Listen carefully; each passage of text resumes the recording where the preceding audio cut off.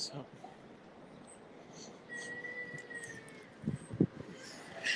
hey, north of Boston, Rob, how are you doing?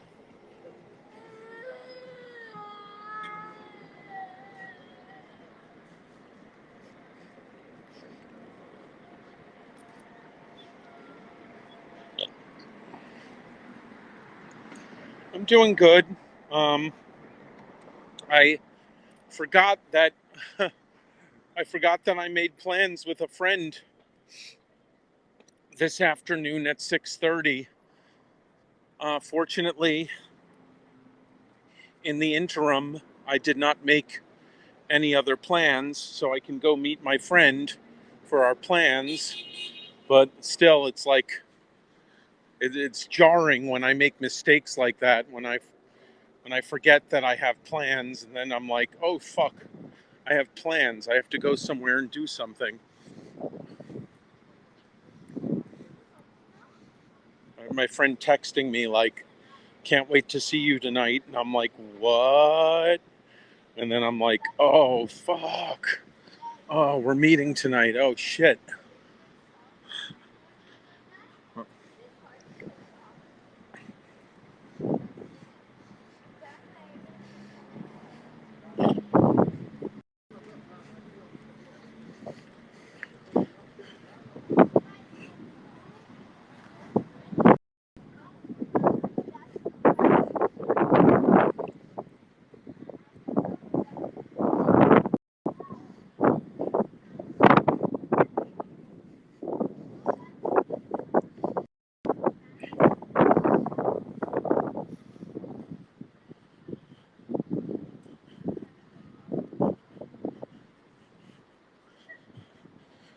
Well, I got a text message from him saying, that good to see you. Can't wait to see you tonight. It's a good thing that he sent that text because then I wouldn't have remembered.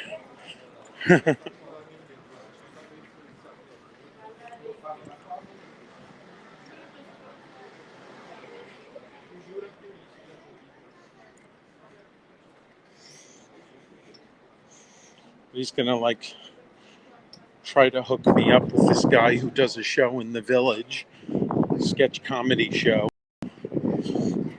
Um, I've been complaining on Facebook that I don't have enough acting jobs to do. So he was kind enough to reach out and say, hey, there's this show in the village that my friend does. You should come with me to it, and I can introduce you to my friend afterwards, and maybe he can hook you up with some acting work.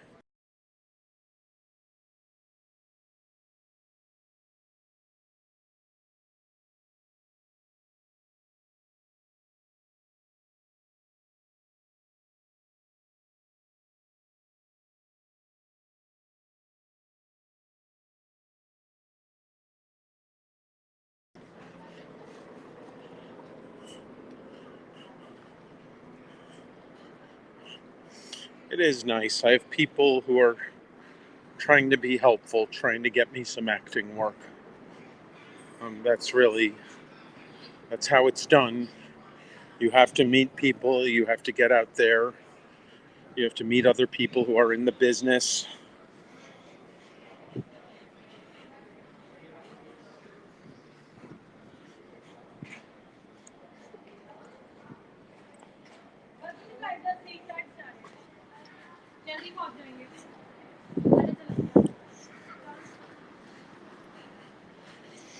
I just, it sounds, it's the sketch comedy show is based on taking the biggest stories in the news. Yeah, it could lead to something. Uh, it's based on taking the biggest stories in the news and then doing comedy based on those stories in the news. Um, I'm trying to my only concern with that is for personal sanity reasons. I'm trying to steer clear of like politics and stuff like that. And politics are very, very, very, very, very big in the news right now. So I'm just I'm hoping it's not too political.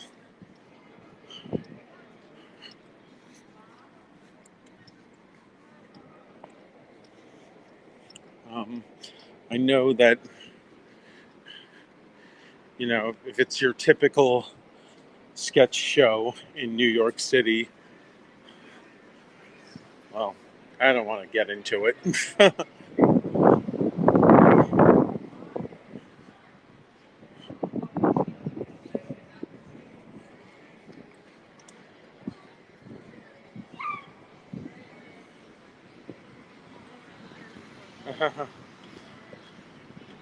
I just don't. I don't want to go to a show that's like Trump, Trump, Trump, Trump, Trump. Like I'm tired. I don't want to hear his name. I don't want to hear about him. I don't care. Like, just stop with all the Trump, everyone.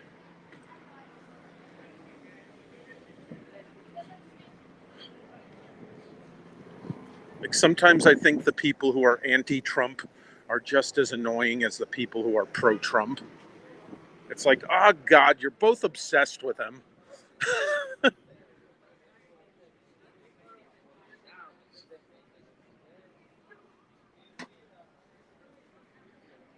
In New York, yes, but no, it doesn't seem like they do. It doesn't seem like they do want him to go away, because if you want him to go away, then stop paying him so much mind and stop paying him so much attention. Like, you're not going to help him lose the race by paying so much attention to him. Like, everyone thinks, oh, well, we got to be actively anti-Trump. We got to be actively anti-Trump. It's like, that's not going to determine whether he wins the race or not. Like, you're just making him an even bigger story. You're making him not go away by obsessing over him, by doing shows about him, by making fun of him, by talking about him nonstop, by posting about him nonstop. That's not making him go away.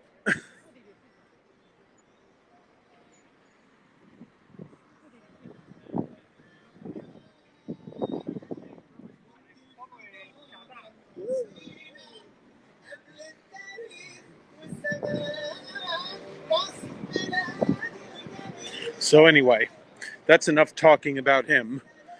I just hope the show's not about him. That's all.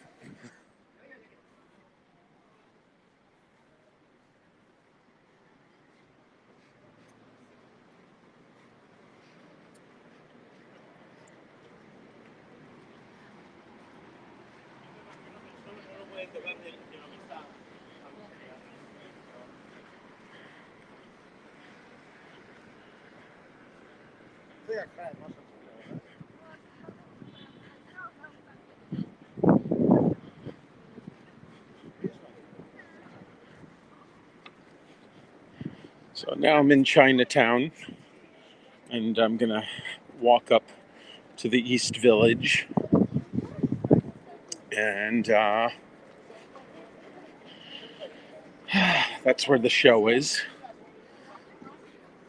I'm gonna have a lot of time because it's not until 6:30 that I'm meeting my friend.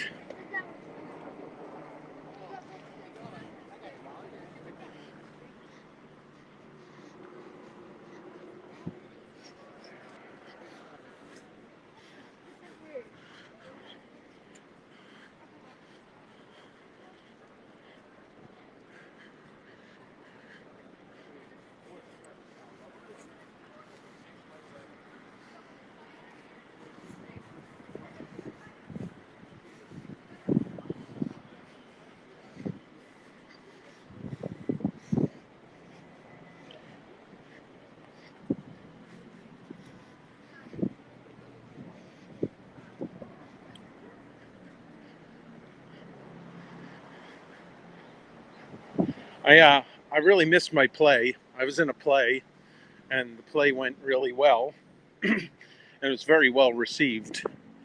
And I really wish it would go on. I really wish it would continue, but well, it didn't. It was called Airport and the Strange Package, a dark satire about the TSA. And I appreciated its sort of socio-political commentary without ever mentioning or alluding to you know who. That was a special treat that you know who was not alluded to in political commentary in New York, which is virtually unheard of nowadays. If there's political commentary, it's all about him. So that's one of the things I appreciated about it.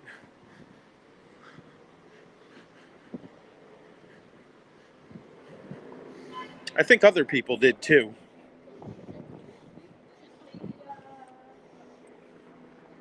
I think we all got to unite around the theme of the TSA being ridiculous.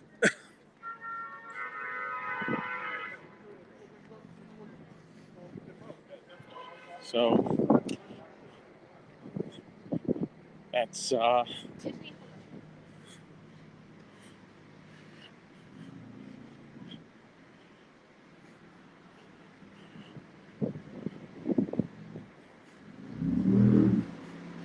hello, Looney Tunes. How's it going? Welcome to Manhattan.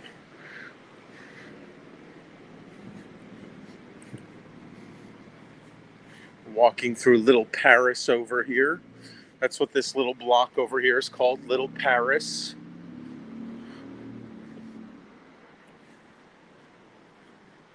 Hello, Candy.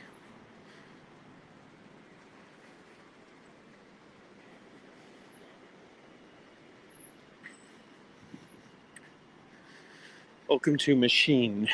Yes. Welcome to Machine. So, yeah, this is nice little stroll we're taking.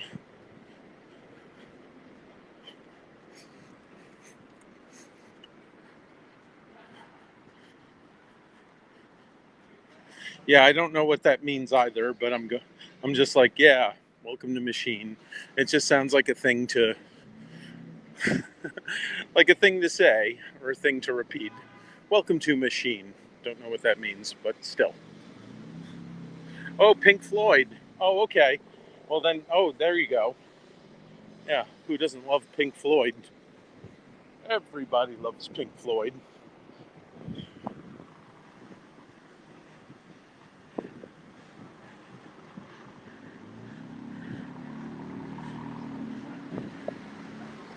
Welcome to the Matrix. Pink food or Pink Floyd?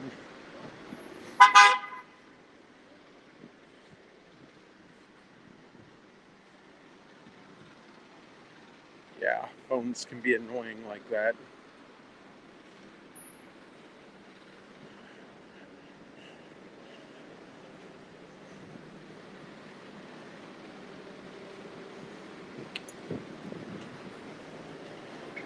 So I'll go to this comedy show. We'll see if it's. I'll see. I'll see if it's a good show. Uh, no, not really in New York City. New York City, things pretty much stay open all the time. No, I have to pay for it, which is also why I'm hoping it's a good show. It's based on the news, so it's this friend of mine is introducing me to the guy who runs this show, hoping to get me some acting work. But yeah, I got to pay to get into it. But it's a sketch comedy show that is based on the weekly news. So we'll see what it winds up being about because it's based on the weekly news.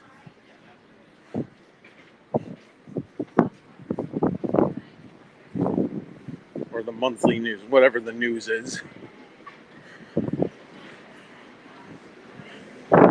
Yeah.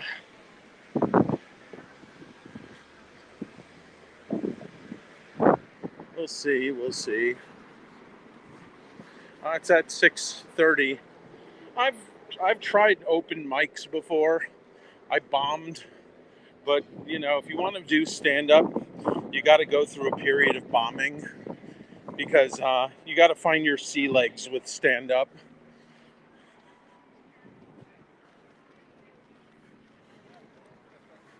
Because it's like, what are you going to do the first time you do stand up? You're going to do what you think is funny. And what you think is funny is not necessarily going to translate to other people.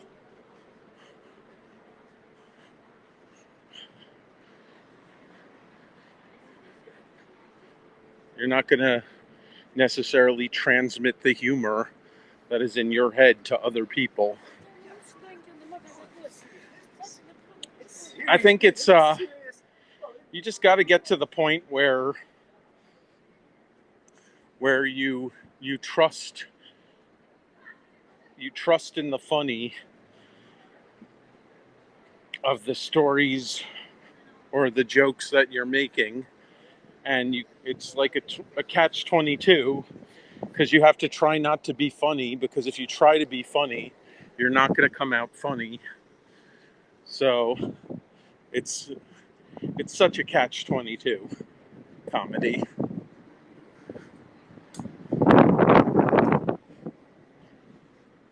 You need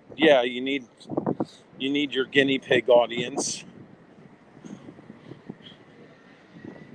So I'm going to go out to a pet store and get a bunch of guinea pigs and do comedy for them.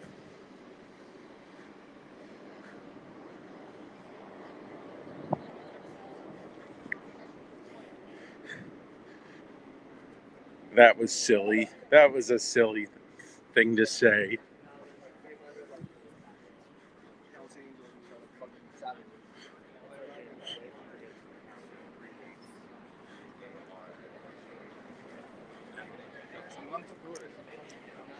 I did not say funny because I don't know if it was funny, but it was silly.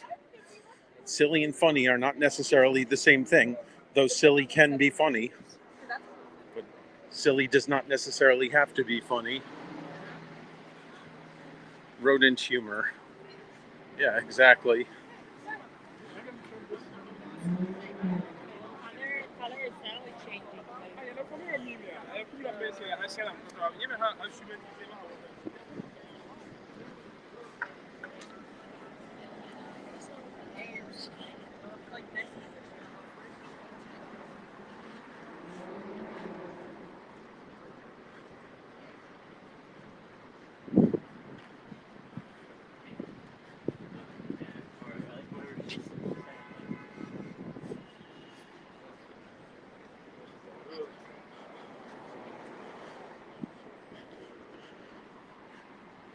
I'm heading to the East Village because the show is at a venue called Under St. Mark's. I used to actually perform at Under St. Mark's. I had a sketch comedy show at Under St. Mark's back in 2013. I was part of a sketch comedy troupe called Naturally Delicious. Naturally Delicious, not delicious. Delicious. Who am I? Sean Connery? Delicious.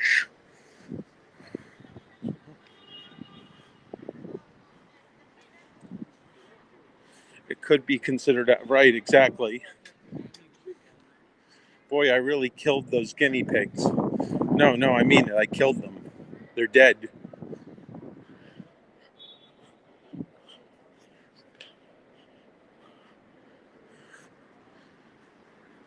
No, I've already eaten.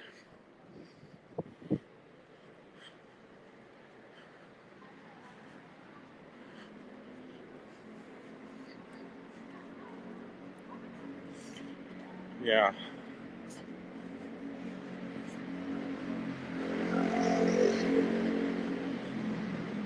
So we'll see.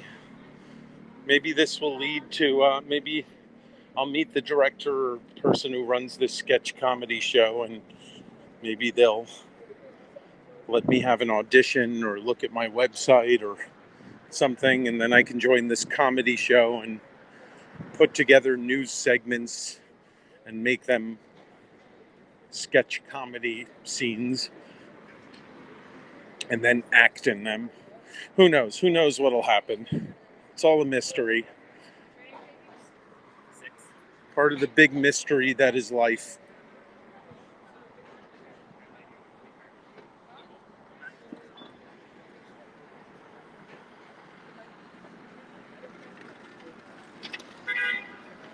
Thank you.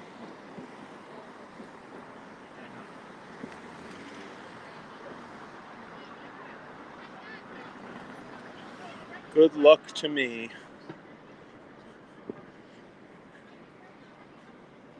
Oh, we're going to walk by the theater where my play was.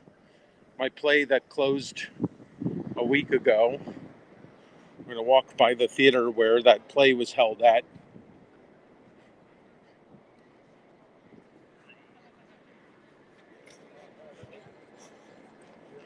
So,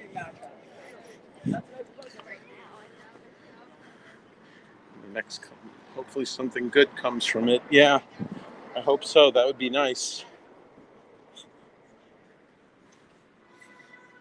Sugar, sugar. Looks good.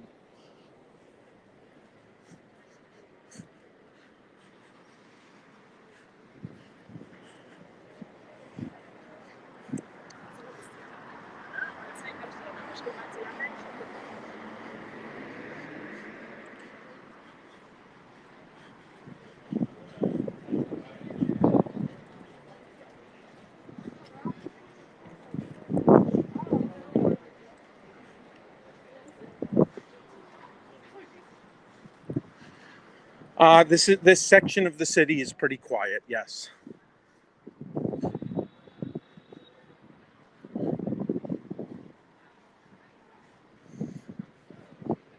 You could get a $300 fine for honking in this neighborhood.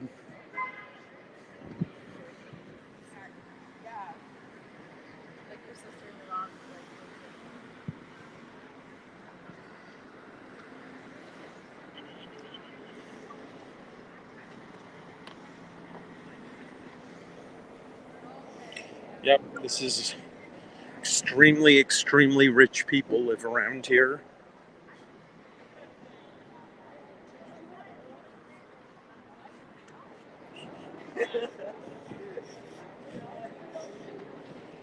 So, yeah.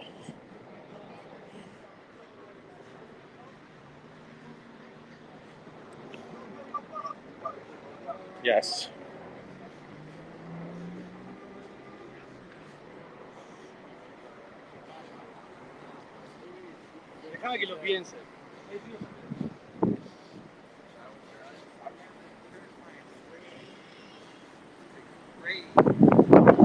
Very, very expensive.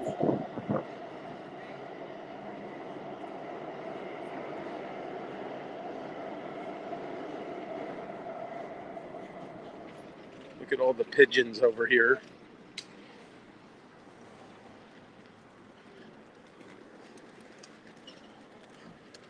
Oh, God, please don't shit on me.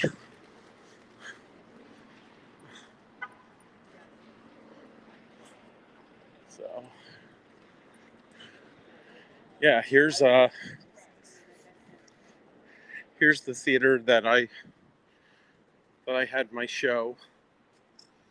Airbnb is banned in New York City. You're not allowed to do Airbnb anymore less than a month. You have to, if you're going to do Airbnb, only rents out legally for 30 days or more.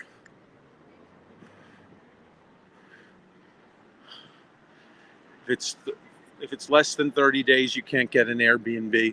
So this is the theater. This is the Gene Frankel Theater. This is where I did my my play that closed last week. See the Gene Frankel Theater. That started in December. I know people who are doing it, though. I mean, I know people who still have gotten Airbnbs illegally. I played 3 parts.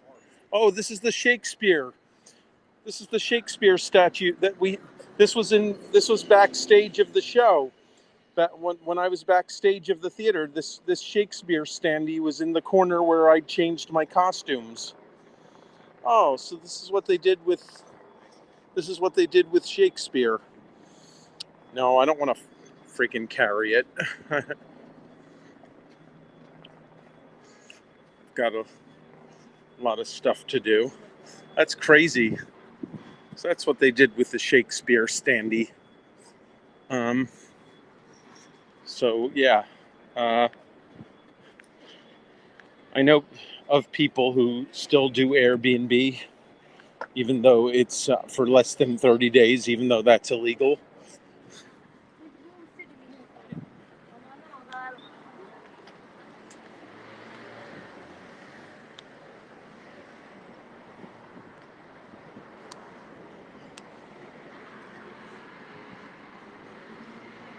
Yeah, how could you do that to the Bard? Do that to Shakespeare?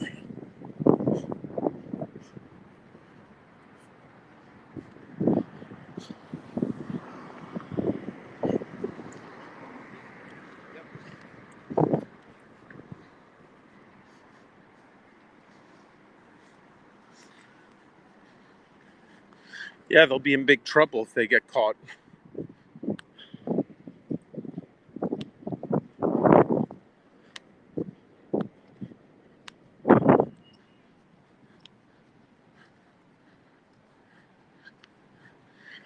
Hotels were hurting, but it's like hotels also charge ridiculous prices that no one can afford.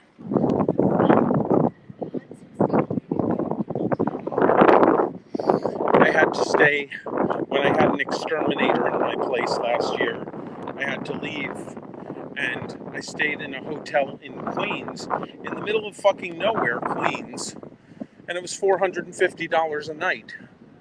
$450 a night to stay in like a shit hotel in Queens, not Manhattan, Queens. And shit hotel. I mean, like bare basic necessities. Like it felt like a group home for homeless people, and it was $450 a night. So it's like,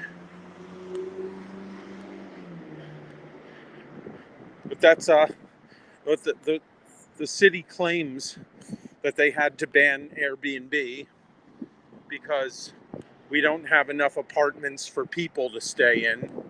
So it's not fair that people should be able to use their apartments to give them to tourists and people visiting the city when those apartments should go to people who need homes, hence the 30-day rule. But it's like, you guys got homeless people all over the street, and something like 1 out of 5 or 6 apartments in the city is sitting empty and unused, and you're not doing anything about that. So I don't think that this has anything to do with housing people. I think that was your freaking excuse that you made to the public, and that it was really all about protecting the hospitality industry. That's what I think. Did the um, did the landlord kick in anything? What do you mean?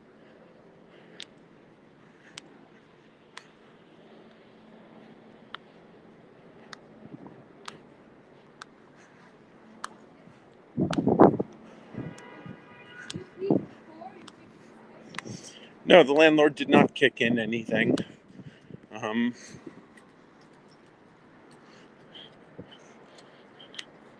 I I could probably hold their feet to the fire. I probably could have. Probably could have gotten. Probably could have gotten a lawyer and forced the issue, but no, they did not. They paid for the exterminator, but that's it.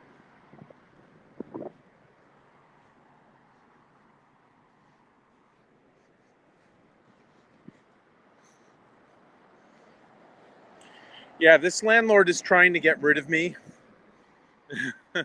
This landlord has been trying to get rid of me for years.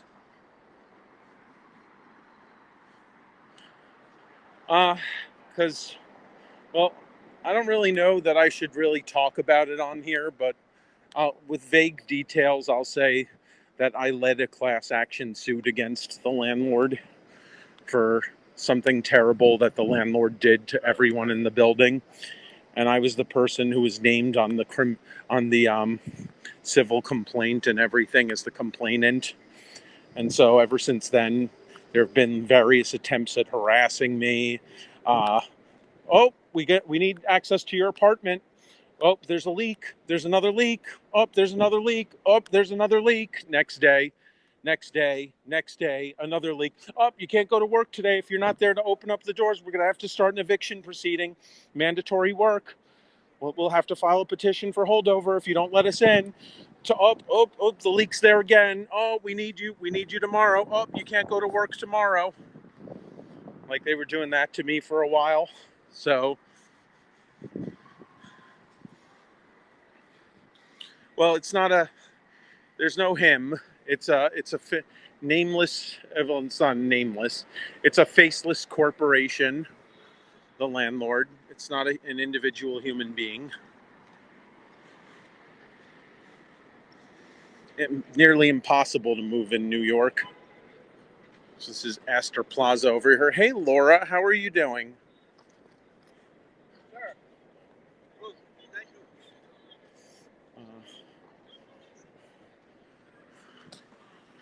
It's going okay. It's going all right. I forgot that I had plans with someone this afternoon. Someone invited me to a show, and I forgot that I said yes to him. And then I got a text message from him when I got off work, like, see you tonight at the show. And I was like, oh, shit. Oh, fuck, I made plans with him tonight, and I didn't remember.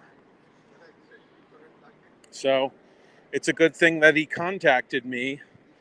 It's a good thing I also didn't make other plans for tonight. Good, he sent that text, yeah.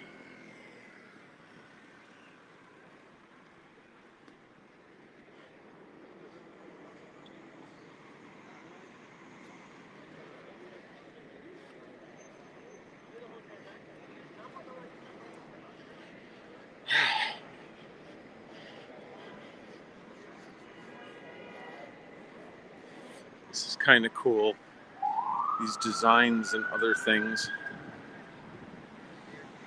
It says St. Mark's because we are on St. Mark's Place.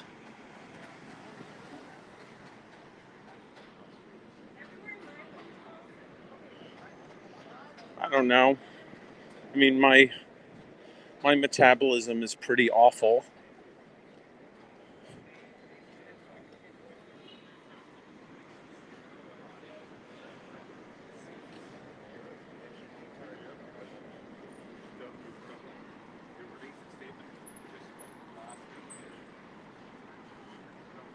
Yep.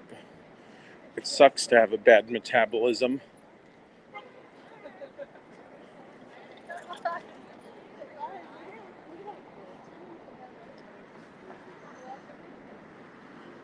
See that building? That building over there looks like a Frank Gehry building. Frank Gehry is this architect who comes out of the California funk art movement of the 60s and 70s, and they place in California funk art, they place an emphasis on taking recycled materials and building sort of incomplete, unconventional looking structures out of the recycled materials, kind of emotional looking structures. So I'm kind of wondering if two of those buildings that we were just looking at, I'm wondering if either of them or both of them are Gehry buildings.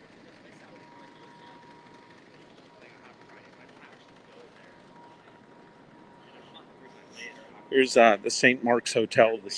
This hotel is a pay-by-the-hour hotel. It's one of the last remaining pay-by-the-hour hotels in the city, also known as a flop house, also known as a love hotel.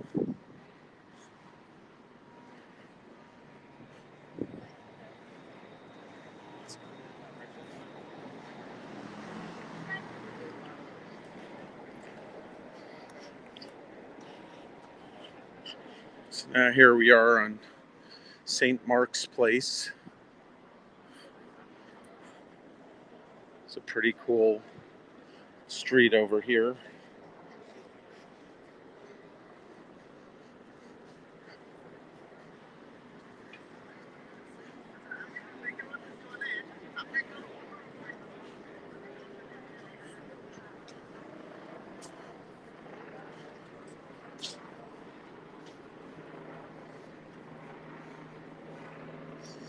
Yeah.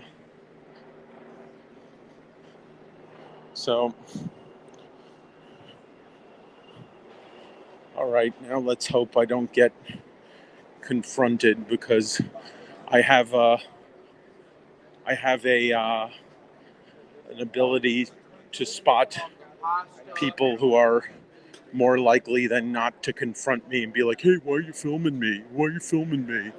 And I looked at some people that I definitely typed as the kinds of people who would get in my face and be like, "Yo, why are you filming me? Why are you filming me?" They go in for a few hours to hook up. Yep, lots of prostitutes, that kind of deal.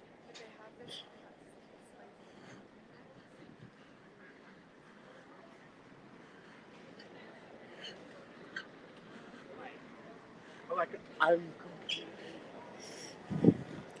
It's always funny, like the people who come up to me the most that are like, "Yo, why are you filming me? Why are you filming me?" They're always the people who have like a face that is filled with tattoos and they have like every single thing that you can pierce in your head pierced, and they're wearing like the most outlandish costume, like clothes and everything. And those are the people who are the biggest group that come up to me like, "Why are you filming me? Why are you filming me?" For walking down the street. And it's like, okay, you clearly went out of your way to make yourself someone that people are going to look at. So I think you probably have this complex. You probably have this complex that everyone is interested in you and that you're the center of everything when no one gives a shit about you. And I'm here to showcase the city, which is a lot more interesting than you will ever be. So go away.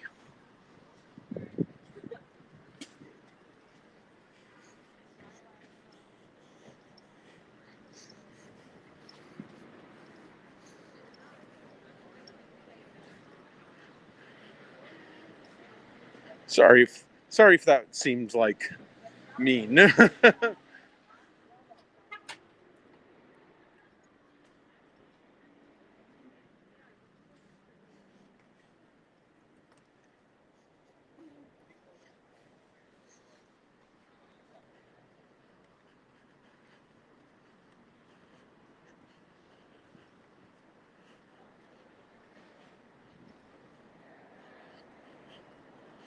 Oh man, St. Mark's Place.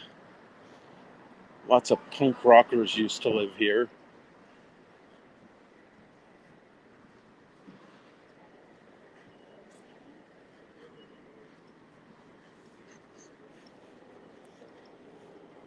So this is a place. Whenever the last time that I went vegan, which I was only vegan for a couple of months last time I went vegan. As you can see, I've gone vegan a few times. And this place actually, even for like a non-vegan, is pretty good, pretty tasty, the stuff that they make there. Hi, Dolly.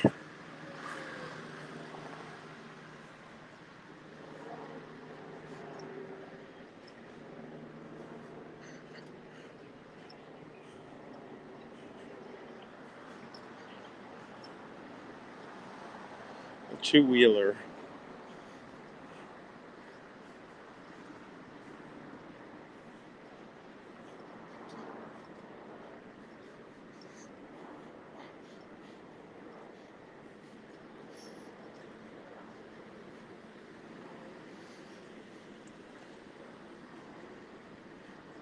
Oh, okay. Yeah, I'm oblivious.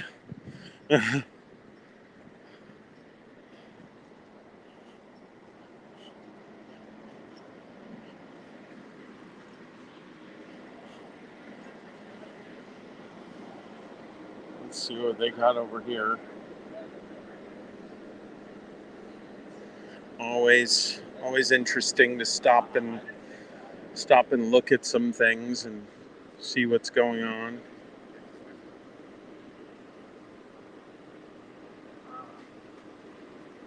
Yeah, maybe.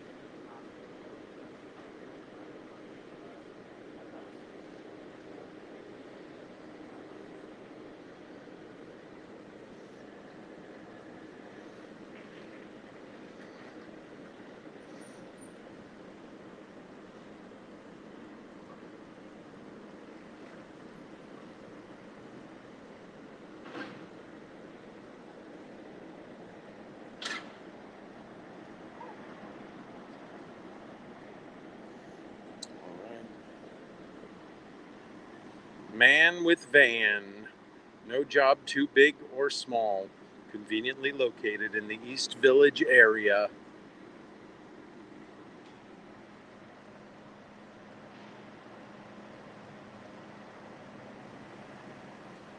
Now that is one very East Village-y, classic East Village-y little bulletin board type thing.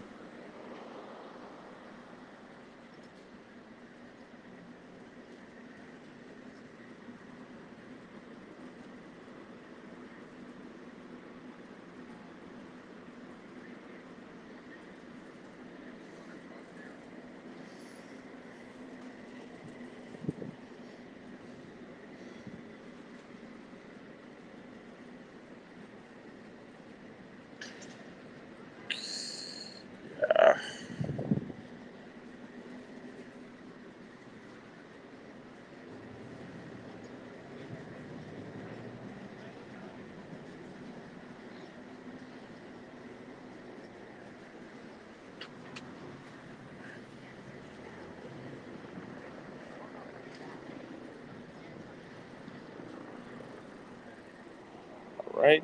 Freaking bicyclists going by.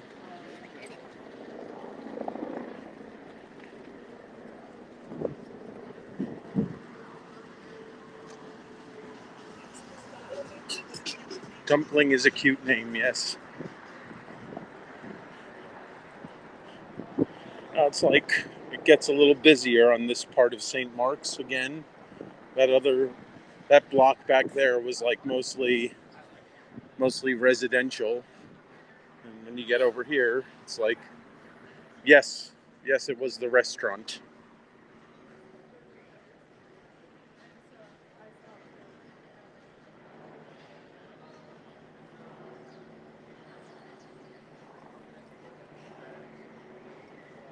It's the theater that I'm going to.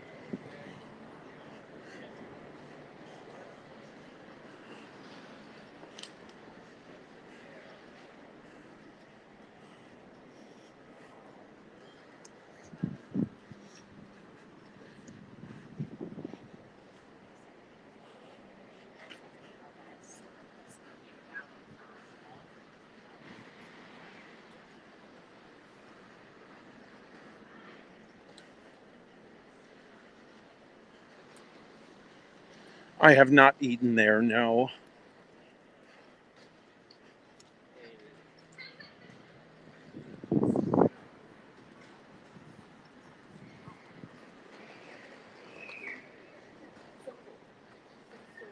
Always so many things to look at.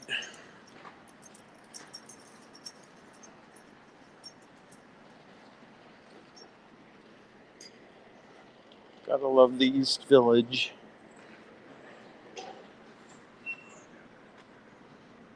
They did a Midsummer Night's Dream down here also. Classic Theater of Harlem also did a Midsummer Night's Dream over the summer. So it's funny, they say that certain Shakespeare plays are always going on at some point in New York City, and sometimes in multiple different theater companies doing them at the same time. Like I went to see the company that I work with usually over the summer, Hudson Classical Theater Company. They did Twelfth Night this summer, and there was also a theater company on the Lower East Side that was also doing Twelfth Night at the same time. So that happens a lot.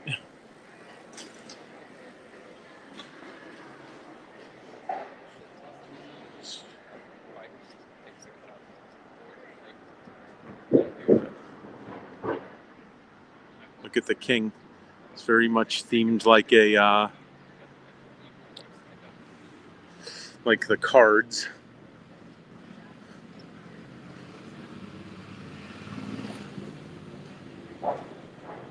Hey, does anyone need a loaf of bread? There's a loaf of bread over here. You guys good? You all breaded up? You don't need a loaf of bread? Okay, me neither.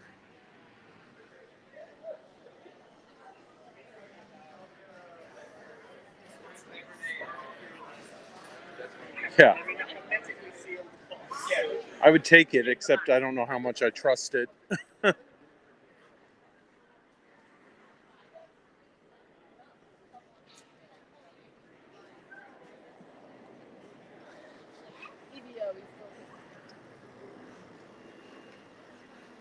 You never know. What do you mean JD Couch? Like is JD Couch the name of a brand or something?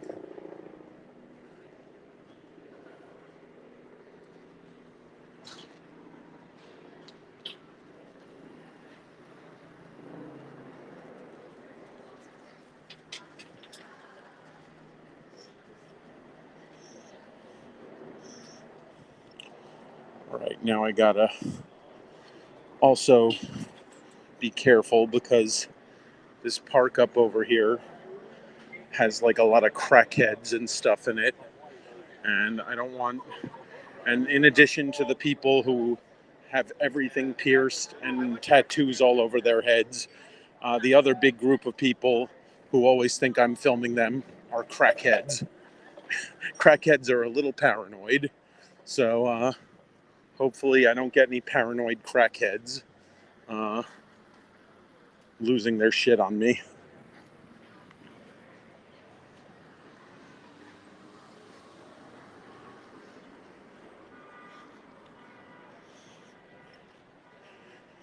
Yep.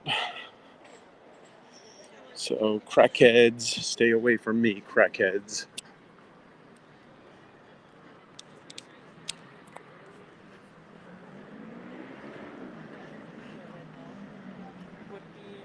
Yeah, they're a little paranoid. There's a tendency among crackheads to be a little suspicious, a little paranoid.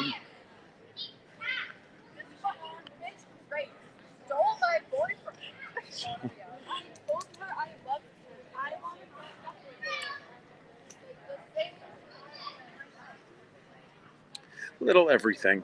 Yeah. Oh, I remember a couple of years ago, there was a big concert here in this park, like right, I think like the south side of the park over that way, and I was here Periscope, broadcasting it on Periscope, and Marty was periscoping at the same time, and everyone told me, "Go find Marty, go find Marty," and this is where I met Marty. I don't know. I just don't think he. I don't think he really took to Heckle. I think he's still alive and he's still living in New York, but I just don't think. I don't think he really like cares for Heckle very much. I don't. I don't mean to. You know. I like Heckle. I'm I'm happy to use Heckle. I think we got a nice little community here. But he did a little bit of heckling and really not very much at all. I just don't think he. I think he had such success on Periscope that he had like hundreds of people in his broadcasts at a time. Hey, skip to my Lou. This guy named Marty, this gentleman who lives in Midtown Manhattan. He used to Marty Rabinowitz. He used to always broadcast on Periscope, and he had like thousands of followers, and he would even have hundreds of people in his broadcasts at a time. So I think he misses the numbers, but he doesn't get the numbers on Heckle, and he was kind of all about the numbers. So I could go for numbers. I like numbers as well, but I also kind of like the tight knit community that Heckle is. Like, I think there's something kind of cool about that as well. Like Periscope was like New York City, big, massive city, and Heckle's more like a small town. No, I'm not looking to take anyone's place.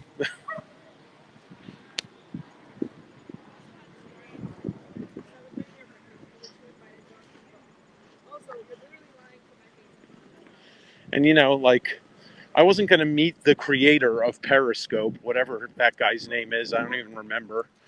I was not going to, it was like Kaz or something, whatever his name was. I wasn't going to, like, go to San Francisco and meet him. I think that's where he was based, San Francisco. But like, I went to London and I met Simon.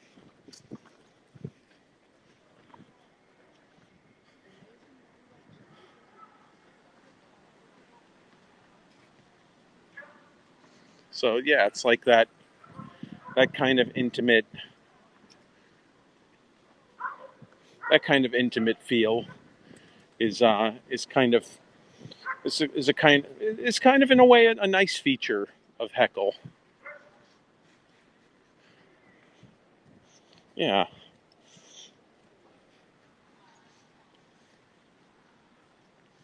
Hey, Min.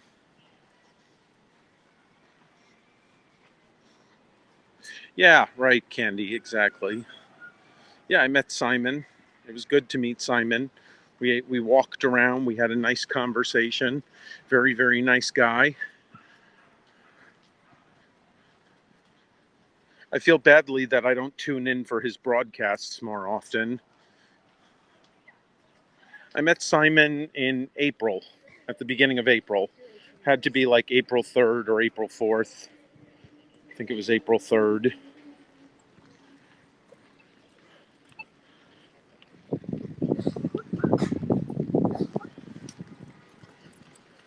Here's a church that is featured in TV shows and things like that. St. Bridget. And I'm gonna show you a bar that is featured in so many TV shows and movies. 12:30 is a bit late. Yeah, same here, Rob.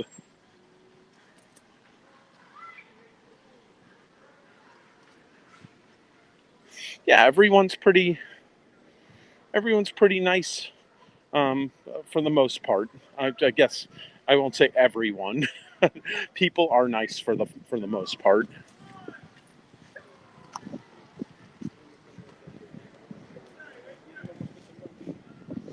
I've got a couple of people that I kind of wound up blocking because they were trolling me pretty hard on here, and it wasn't like I could deal. I could take friendly trolling.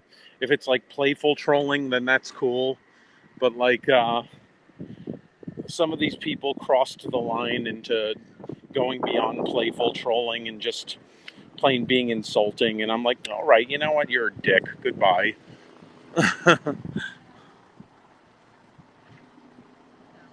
Yeah, that's crazy, Lou. So that's the bar across the street over there. That's featured in a number of movies and TV shows. And my friend's last night living in New York before he moved to Vietnam, we went to this bar, Bazak, over here, 108 Avenue B. If it's been in a number of things, but if you've ever seen, does anyone watch Russian Doll? Has anyone seen the show Russian Doll on Netflix? It's also been featured in Law and Order a few times.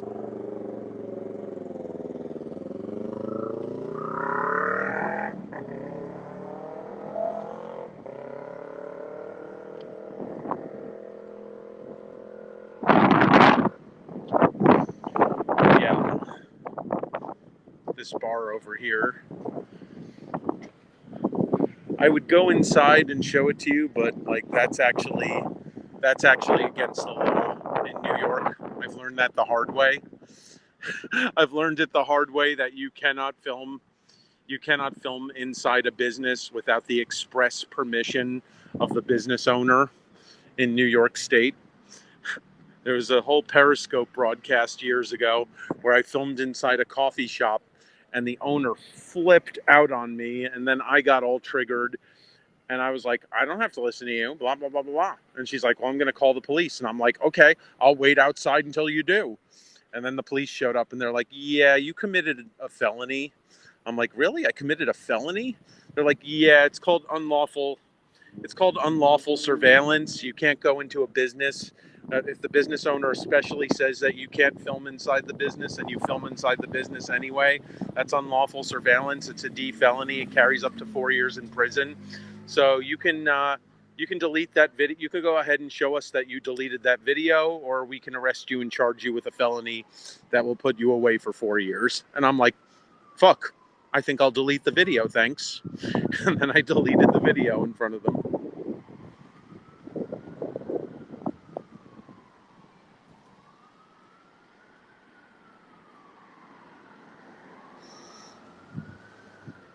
So that's the day Peter learned that you don't go into someone else's business and film.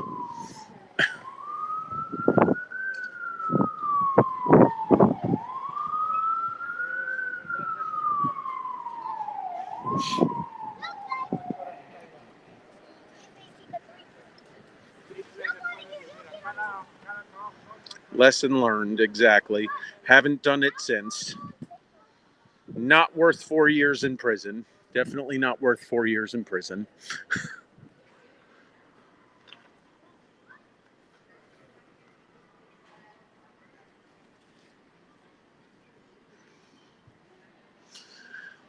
Lucky break though, because the police could have just arrested me and charged me with the felony, but instead they were like, just delete the video and we'll let you go.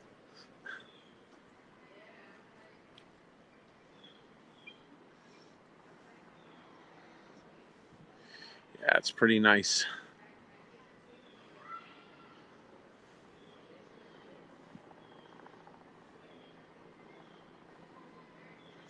Lots of cool things. I really do like the East Village.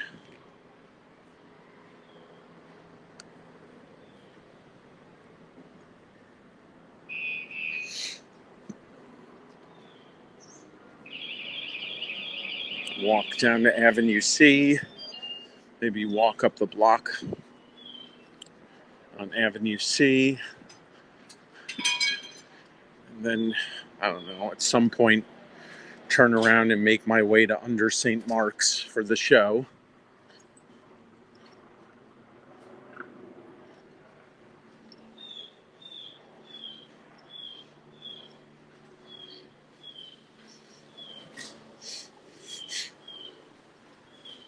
The show's actually, I think, at 7, but my friend is going to be there at 6:30.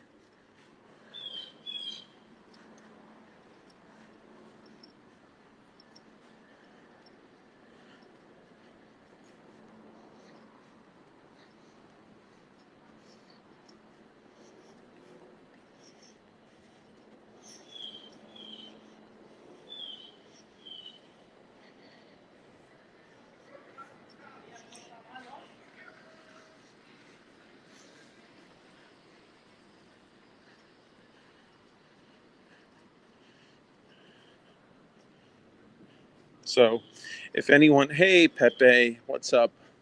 So if anyone has ever seen Rent, Right now, we're in the section of the East Village that is Alphabet City. Like I'm walking in between Avenue B and Avenue C right now. And, oh, really? Interesting, Pepe. You were in my county. You were in Queens, where I live.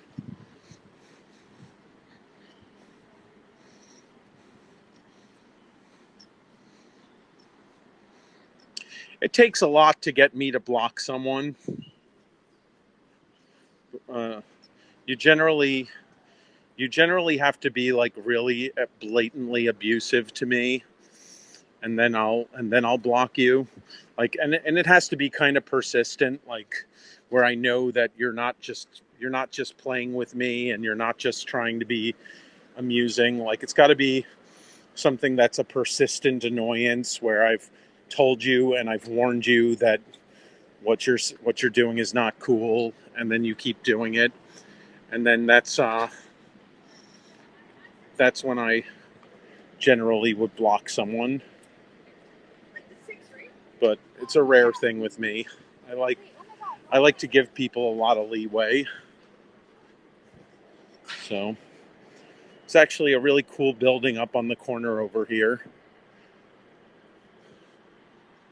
Nice architecture.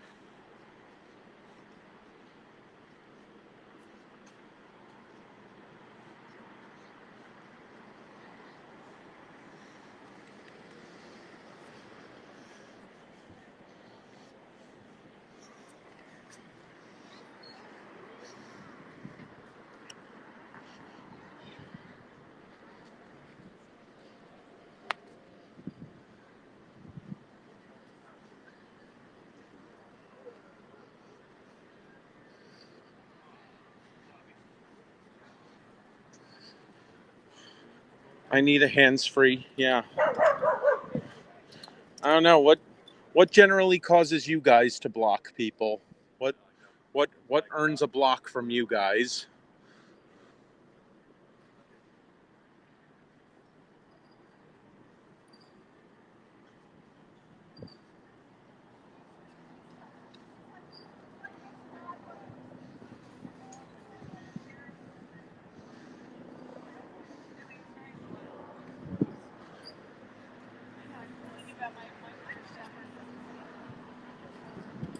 There's a gay bar called Joy Face. I think that's a pretty good name.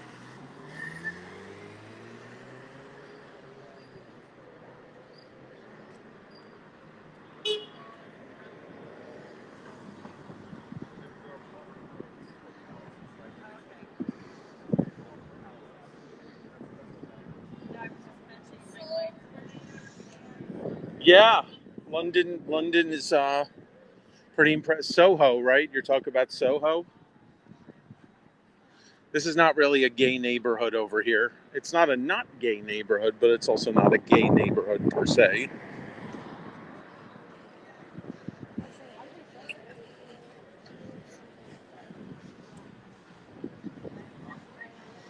Yeah, Soho is a nice neighborhood in London, and so Soho in New York City. They're both very nice neighborhoods. Oh, I see that they're showing Men in Black 2 on the screen inside the bar. They've got Men in Black 2 playing. Um, I actually, on my tour today, oh, look, they're playing cornhole. See, we've got the cornhole thing over here. A lot of people. I'm actually north of Houston. I'm not. I'm heading in the other direction from Houston. Houston is back over that way. I'm heading north of Houston. But I know I gave a Soho tour earlier today, and I we go by this place called Famous Ben's Pizza, and I tell people on my tour that Famous Ben's Pizza, for any movie buffs in the crowd, was featured in Men in Black 2 when they introduced Rosario Dawson's character. She's in the basement of Famous Ben's Pizza. Hey Gina, how you doing?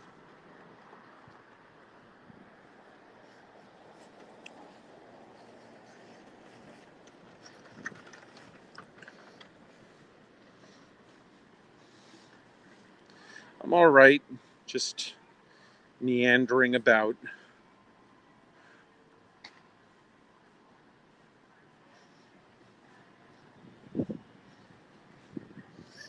Yeah, it's a fun thing, right? I'm doing okay, Gina. Doing okay. Trying to stay above water and thrive, not just survive, but thrive. Got some community gardens over here. Kind of cool. We love bulletin boards. Boy, they do love bulletin boards here in the East Village. Yeah, that's a private garden in there. Got the public art award. Free library, so you can leave a book or take a book. Pretty nice, right?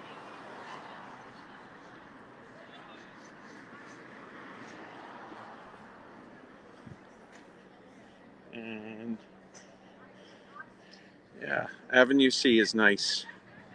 Nice little section of the city over here. Nice little neighborhood. Uh, yeah, I guess I'll just start heading west again.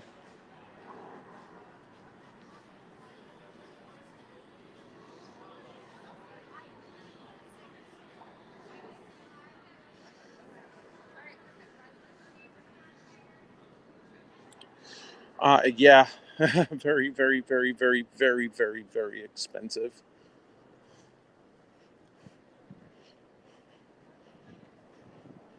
Very, very pricey.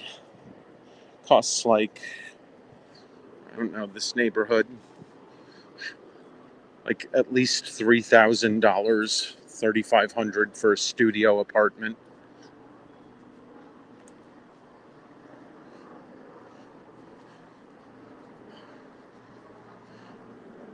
Yep.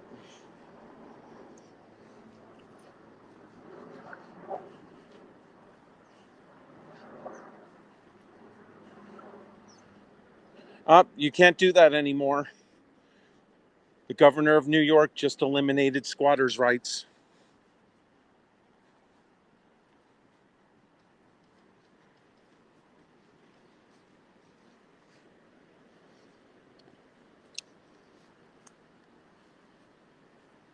We still have adverse possession, though, but adverse possession's a little more reasonable.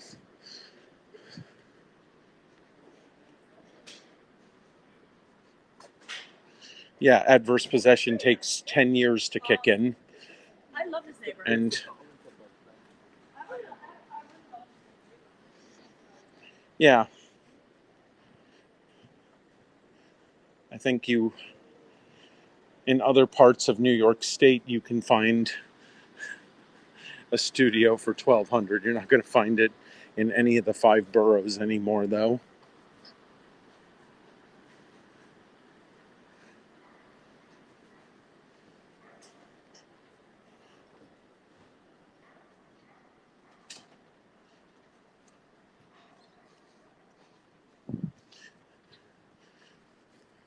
The only thing that was nice about squatters' rights, though, is that they protected you if your landlord tried to do some dirty business, like they entered into a verbal agreement with you as opposed to a written lease, because they were going to rent it to you for a certain low amount. Some landlords, what they would do is they would collect your first month's rent, and then uh, after that they would just call the police and say he's trespassing, get him out of there, after just basically taking your money. So that's what the whole idea behind squatters' rights was, to be like, no, I've been here for over 30 days, I'm a tenant. But unfortunately, people used it for the way it wasn't intended, and ruined it for the people that it was intended for, and now it's gone.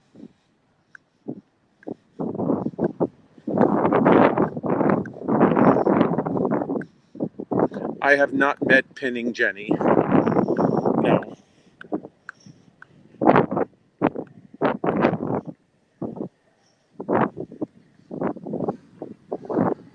Some fools ruin it. Exactly.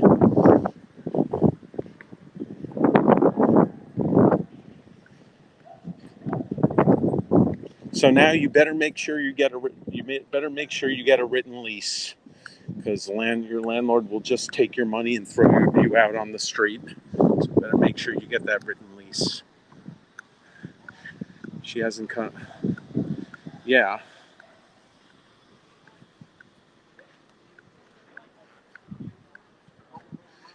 Yeah. I haven't seen Jenny in a while. Oh, yeah, my pleasure. You know, I try to make an appearance when I can, when I've got some time, some downtime to kill. Yeah. Yeah, possibly. I did a couple of broadcasts yesterday. I did a walking broadcast out in Queens. Only 2 people came in the whole time. Um, I kind of ironically titled it because I went on and I saw the other broadcasts that were broadcasting at the time. And one of them was Back in the Hospital, and another one was Dark Times Ahead, and another was like This Won't End Well, or something like that. I forget what the other one was. And then I was like, I titled, so in response to that, I titled mine The Super Fun, Happy, Optimistic Hour.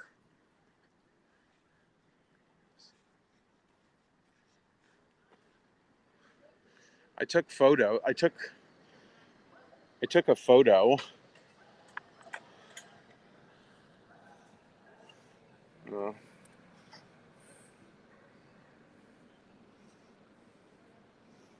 Uh, let's see.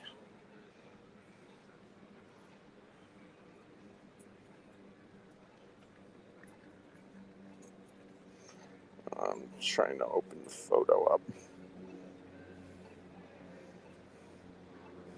Here we go. See? Oh yeah, nephew in hospital, dark times ahead. And so I titled mine The Light, Happy, Optimistic Hour. You know, to go against the grain a little. That seems like, you know who else has that kind of sense of humor?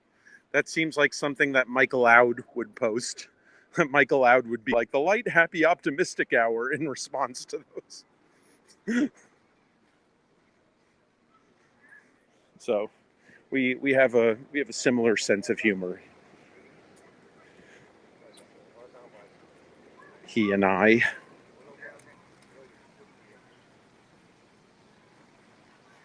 Oh, I'm sorry. I'm sorry, Gina.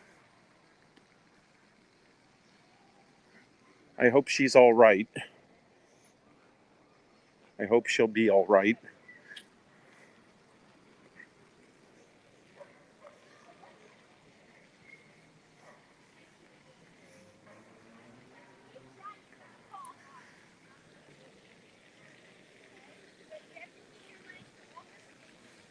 So there's like a fountain. There's lots of people hanging out. It's crazy. This park back in the 80s, this was called Needle Park because there were just like heroin addicts laying all over the place. So they used to call this, it's Tompkins Square Park. They used to call it Needle Park back in the 80s.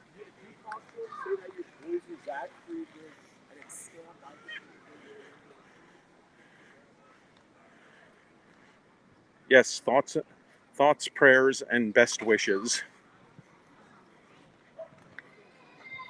So, all right, let's make our way back. I don't know, either to the other side or to the south. I don't know. We'll make our way somewhere. We'll make our way. Making my way downtown.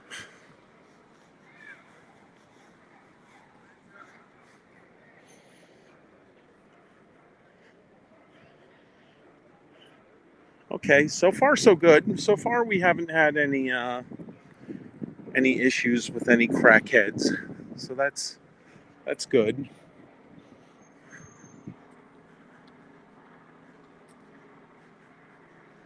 Another 10 days or less.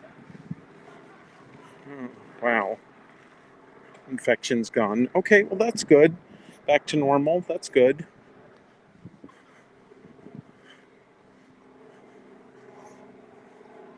Think as positively as possible. Exactly, you know. Um, my aunt had a health scare recently, and we were all very worried about her. She wasn't eating, and she got down to 94 pounds. She got down to 94 pounds, and we didn't know why she wasn't eating. So she wound up going to the hospital, and they wound up running a bunch of tests on her, and nothing came up. Nothing, nothing unusual. Nothing unusual in her blood tests. So it just, she just wasn't eating. So we don't know. We think that it might be depression related. Uh, like she just wasn't eating because she's lonely, and then eventually the malnutrition caught up with her, and she just couldn't stand up on her own. She's apparently gained back some weight, so she's apparently doing better now. I think she got the message, like you've got to eat or the end is near, basically. Like it's eat or die, basically, um, and she chose to eat instead, which is hopeful, which is good.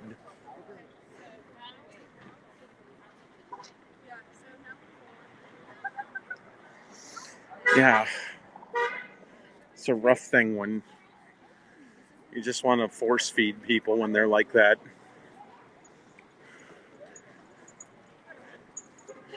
She's out in the Hamptons.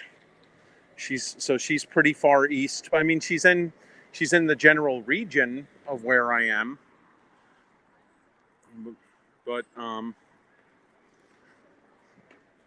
my mother's actually going out to see her because my mother has a summer home on Long Island, and well, the sewage pipe somehow that runs underneath the house got clogged up, and guess what? Sewage exploded all over inside the house.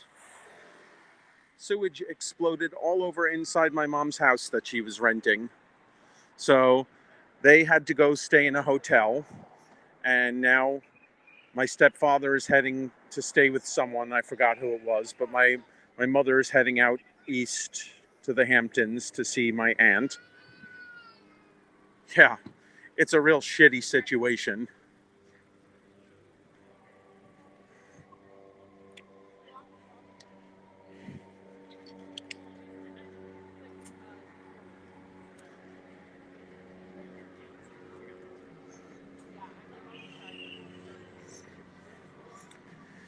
Yep, shitty in the poopy sense.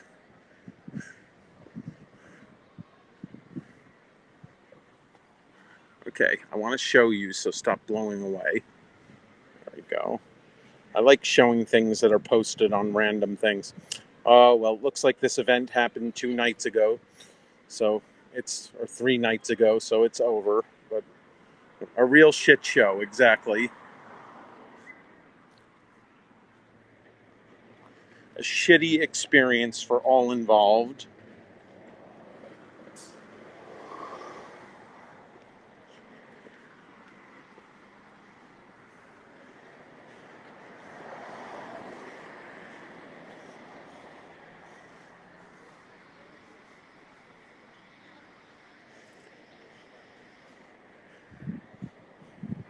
So we made it through the park without like anyone going nuts on me. So that's a nice thing. That was like the high a high frequency area of bullshit, and it didn't happen. So it's a good sign. Although I shouldn't say things like that because The afternoon is young.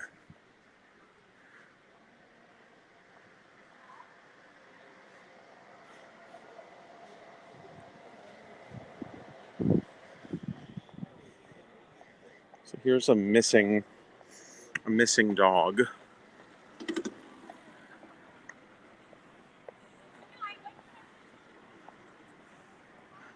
Ariel, the missing dog. Hope they find her. That's so funny that the dog's name is Ariel, because I was just watching an episode of Frasier. I've been rewatching the show Frasier, not like the newer, not like the new revival of Frasier, but like the old 1990s Frasier. And I just passed the episode where Roz adopts a dog, and she names the dog Ariel. And then I saw that poster for the missing dog named Ariel. So that's just one of those things, I guess.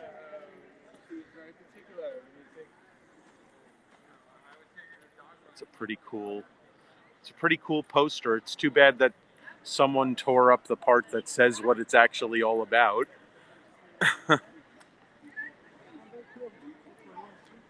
Yeah, I know. It's one of those weird random things that lines up in the universe for some reason.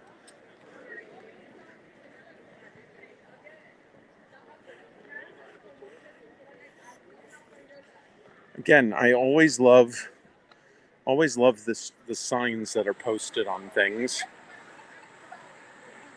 It's one of the cool things about the East Village. It's like very old school.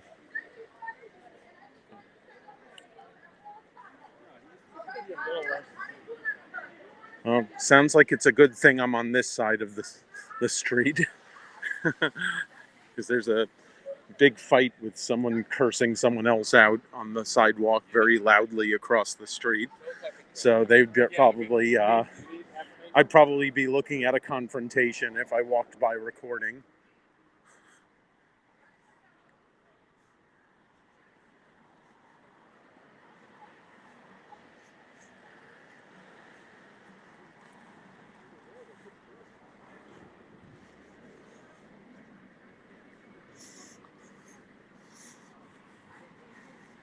Nope.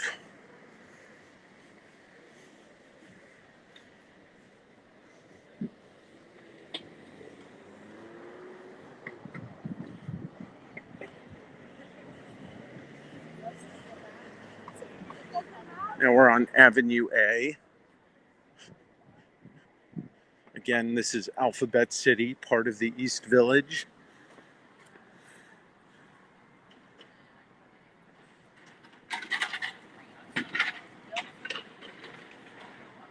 Yeah, Pepe?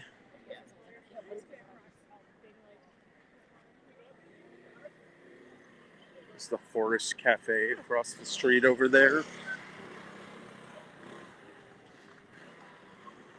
There used to be a really cool bar over here called Starlight, but it hasn't been here for decades.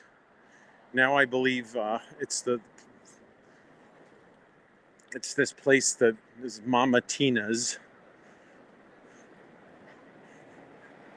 But back in the 80s, 90s, and the 2000s, this place over here used to be Starlight.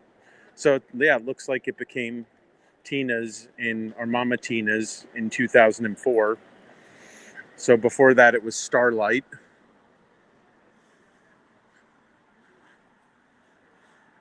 Yeah, the problem is, you know why there are no graffiti blasters?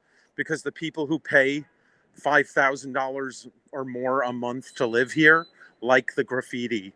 It makes them feel cool. It makes them feel cool to live among all of this. So they'll pay $5,000 for it. Yeah. Oh no, this neighborhood has the money to eliminate all of this graffiti. It's here for a reason. It's here because the people are like, oh, that's so rugged, cool, and that's what they pay for. Yep, for real. Yep, $5,000 a month, $3,500 being the cheapest studio apartment in this area. Yeah, they can afford to get rid of the graffiti. They choose not to because it draws those people to this neighborhood who are willing to spend top dollar to live among graffiti.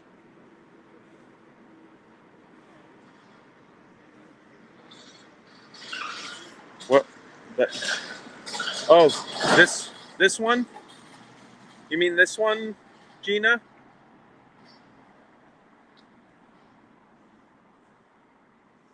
He's still doing that. Yes. Oh, so you know about this. You know about this guy. You know what he is? I found out about him. Yeah, I saw him all the time. Like 10 years ago, I saw this poster all the time. I found out what his deal is. See, you could scan the QR code. Here, take a screenshot. Take a screenshot of the QR code. Go scan it yourself and go see what this guy is all about. He's not really looking for a girlfriend. What he was doing was he was building a brand. His name is Dan Perino, and he's a performance artist. And his whole thing was building a brand for himself. So like you go through other neighborhoods and there's a bagel shop that puts a bagel over his face and it says, looking for a bagel, question mark, and then it says the name of the bagel shop and all this other stuff. It says they have like a Louis Vuitton bag over his face and it says looking for a designer bag, and then it says like where you could get the designer bag, and it has other things too. It's like looking for a slice of pizza with a pizza slice over his face, and it says the name of the pizza. So he created a trademark, and it's become so well known because of him spreading these throughout this area over the past 10 years. He's created a brand that now he rents out the rights to use this so that people can market things. There you go, man. There you go. That's marketing. That's actually kind of marketing genius. I would say it's stupid, but it's not stupid. It's worked. I think it's made him a millionaire. It's made him a millionaire, so it's not anything, something like that. If it succeeds in making you a millionaire, it's not stupid. Yeah.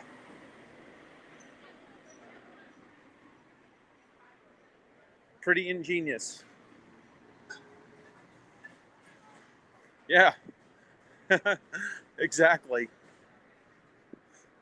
Sometimes when we see those signs and I'm doing one of my tours, I'll stop in front of the sign and I'll explain Dan Perino and how he's been doing that for years and how he rents out the right to that poster to local businesses and has become a millionaire doing so. I'll explain that to my tourists. They get a kick out of it.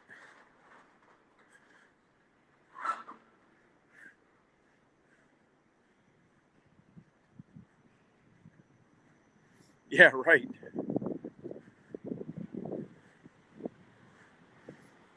Uh, I don't know. I don't know if he's married. I don't know what his relationship deal is, but regardless of whether he's married or in a relationship or whatever, he's still he still has that brand that he built for himself, and I'm sure that his partner or his wife or whoever is with him is benefiting from those millions of dollars and is like, go ahead and keep doing that.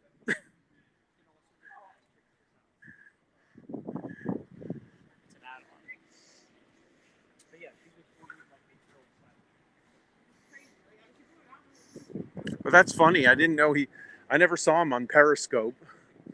I just found out about that sort of on my own.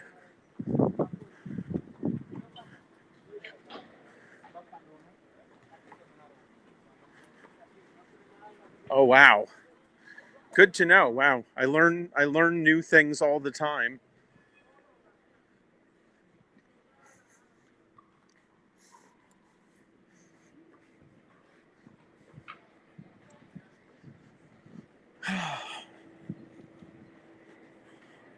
So now we're making our way up to First Avenue over here.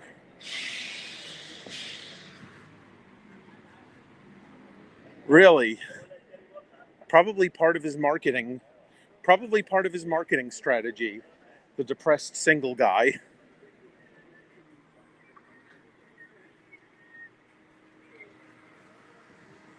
Yeah, pretty clever. Pretty clever.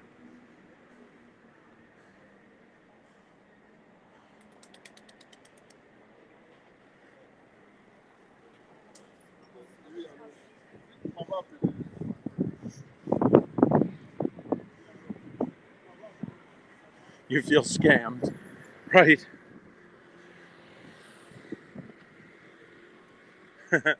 I don't blame you. I mean, I guess everyone kind of was, and that's why it worked. Here's a Tibetan restaurant.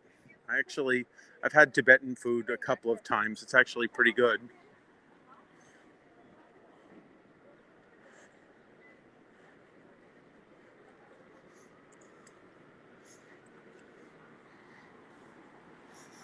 Momos. Yep, exactly. Rousseau's over here.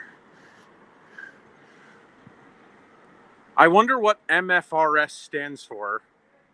Do you think it stands for motherfuckers?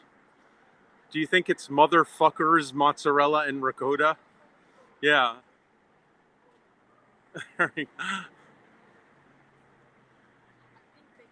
So they've got motherfuckers, mozzarella, and ricotta, and they've got other imported cheeses.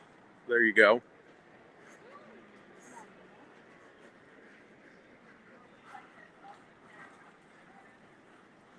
There we go.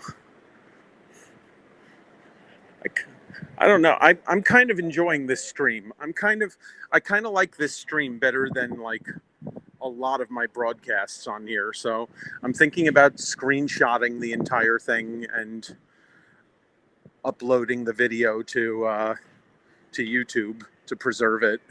That's what I did with like my European videos, is that I watched them and screen recorded all of them, and then uploaded them.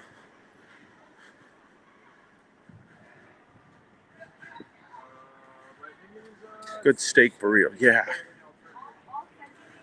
You can make ricotta and mozzarella in house with milk and rennet, yeah. Cannot make other cheese. Yes. Vintage stores, got a lot of those.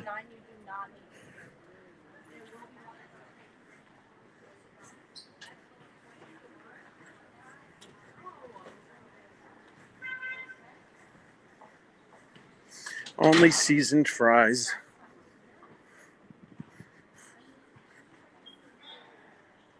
I'd like a burrito. I already ate, but I could easily make myself hungry again.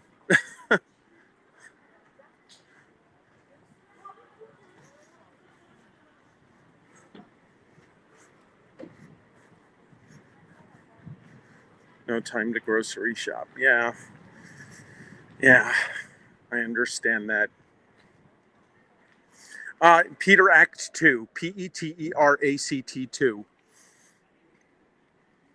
This is my my YouTube name. I'm writing in the name of my YouTube channel. So you see what I wrote? Peter Act 2. That's the channel. I should do more YouTube videos, honestly. Should do some.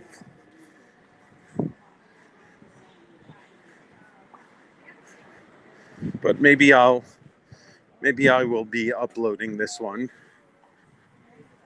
because this has been a fun stream today. I've actually it's been very content rich and a lot of fun, so I think it might be worth it to upload this one.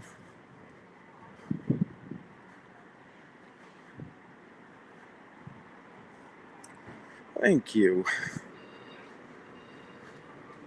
It makes me feel, this one has made me feel kind of harkens back to the days of Periscope for me, this particular one.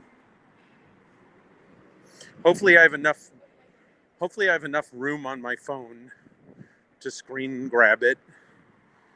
My phone is filled to the brim right now. What I'm probably going to have to do is upload a bunch of shit to Dropbox and then delete it from my phone. And then I'll have the room to do this. But I'm going to hold on to this broadcast. So even if I do other broadcasts, I'll probably delete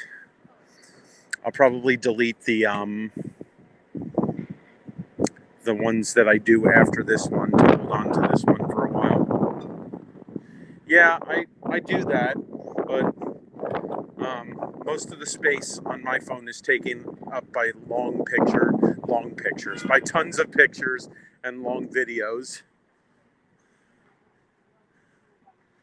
And there's that also. Yeah, close the pages that I don't need. Yeah, there's a lot of stuff that I can do to increase the random access memory for certain.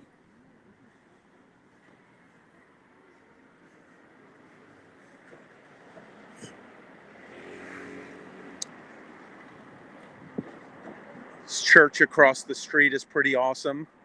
I wish I knew more about it, but this church across the street, I know it's been there since the 1700s.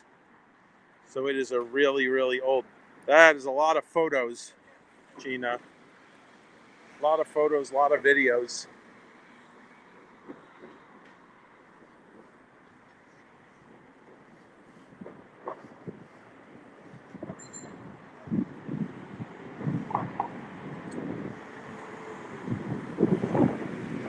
Oh, hell, I have time. I'll walk over to the church, read whatever plaques they have, and so that I can actually know what I'm showing you.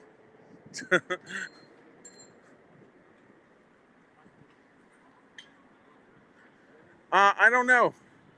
Not sure, Gina. Maybe I generally try to make a phone last 3 years. That's just because iPhones are just so damn expensive that I try to make them last for 3 years. And after 3 years, if the phone is seriously degraded after 3 years, then I will get a new phone. If the phone is somewhat degraded, then I'll go to the Apple store and I'll see what features that the new phone have, and if it's really, really that cool, then I'll get a new phone. Yeah, see, the phone that I have 2 phones right now. Yeah, I know. Everyone hears that and they're like, "What are you slinging? Meth, crack, heroin? What are you slinging that you have 2 phones?" But the phone that I'm actually filming this with is an iPhone 7. It's not I have an iPhone 13 Pro Max and an iPhone 7, and I'm using the iPhone 7 because this account is kind of built into the phone.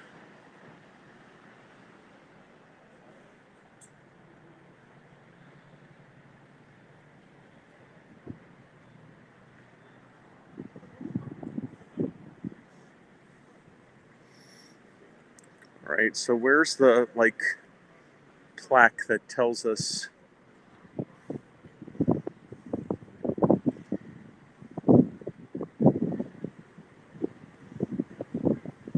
Huh.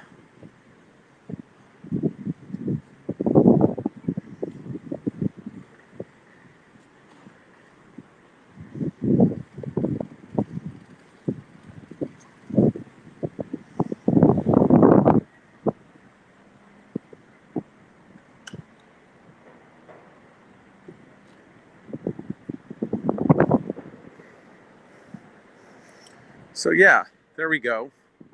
It says St. Mark's Church, cornerstone laid April 25th, 1795, consecrated May 9th, 1799.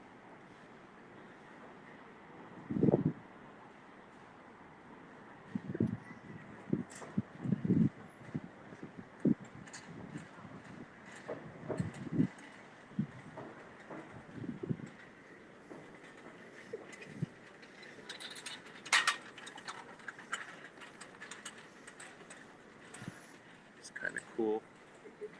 kind of awesome. Exactly, Pepe. It is a pretty church. Pretty amazing. We got this yard over here. I wish I could walk through the yard. That would be really cool. I wish I could read that plaque that's over there. I don't think we're going to be able to. Yeah, an iPhone 7 unfortunately does not have a high quality enough zoom for us to be able to read that from over here.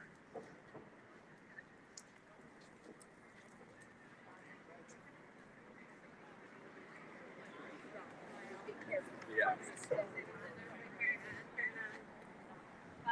Yeah. They don't make them, they don't build them like they used to, exactly. Pretty church, though.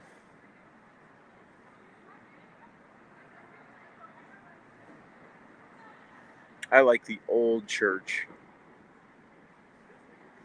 I've had this phone since 2019, I think. Yeah, I've had this phone since 2019, but I also have an iPhone Pro Max 13, which I've had for 2 years.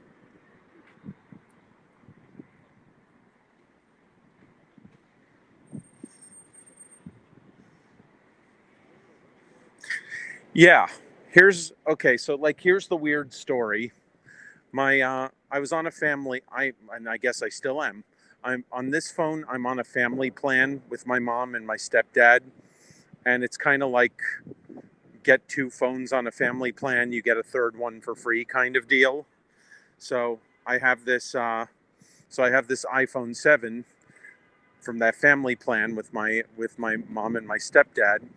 And a couple of years ago, when I got a job that required that I use my phone, we were running out of data all the time. And I was asking my mom, "Hey, mom, could you get unlimited data for our family plan?" And she was like, "No." And I'm like, "Yeah, but I'm running out of data." And she's like, "Yeah."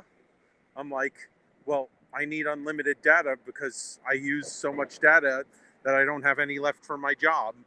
And my mom was in her more boomer generation vernacular, basically was like, "Yeah, that sounds like a you problem, not a me problem."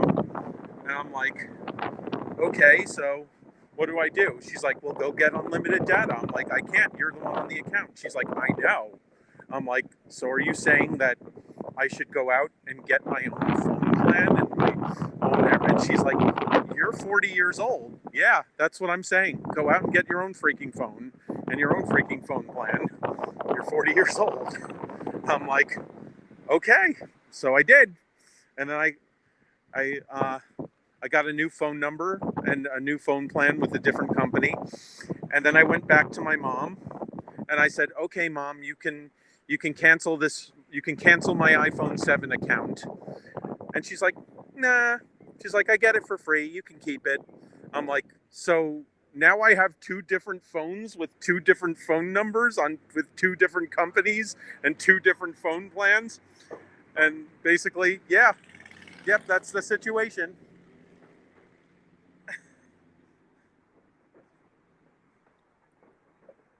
It's pretty hilarious, isn't it?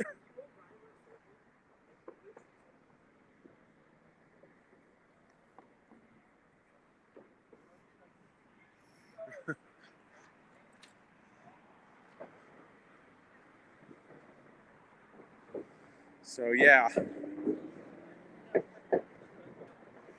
we've got all these cool bars. I think this is actually, I don't know.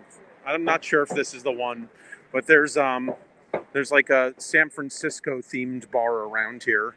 I'm not sure if that's the one that we just passed, but Well, for me, I know what my yeah, I can call myself if I don't find the phone. I can also share location.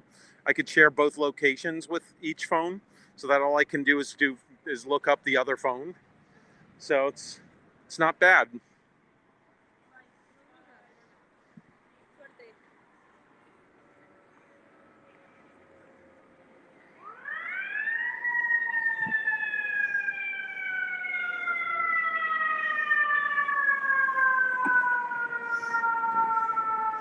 All right, I'm just responding to some texts on my other phone.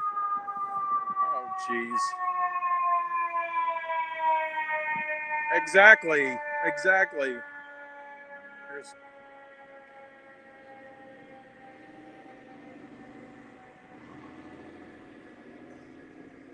FDNY, everyone. Let's hear it for the FDNY, New York Fire Department.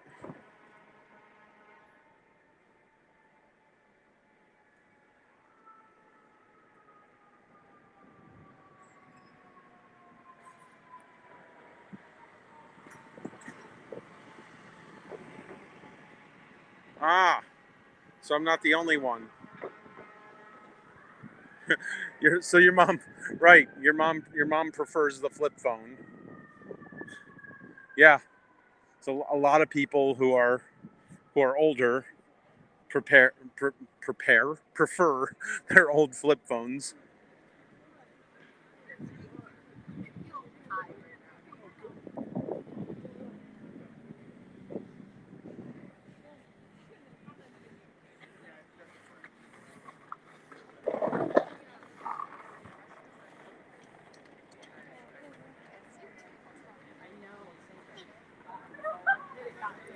Ah, yeah, my mom likes her games also.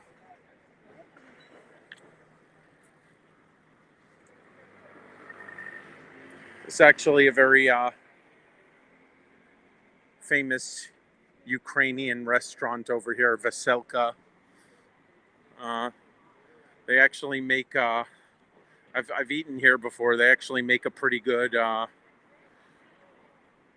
I forgot what I had. They make a pretty good something. Whatever I had here, it was really good.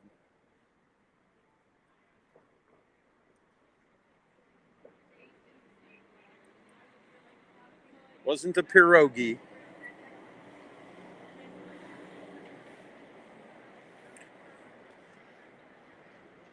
Oh, and of course we've got the cool posters. Can't forget about the cool posters.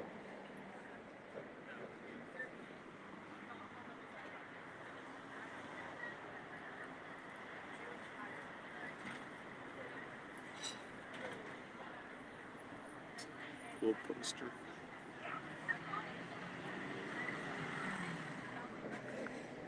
Yeah, and here's another Ukrainian restaurant over here. It's like kind of like little Ukraine over at this section.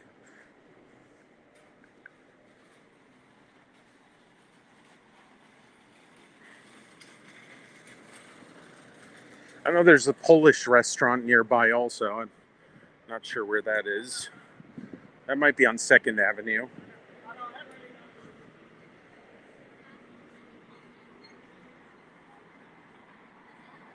Oh, YouTube is great. Yeah. My mom watches a lot of YouTube as well.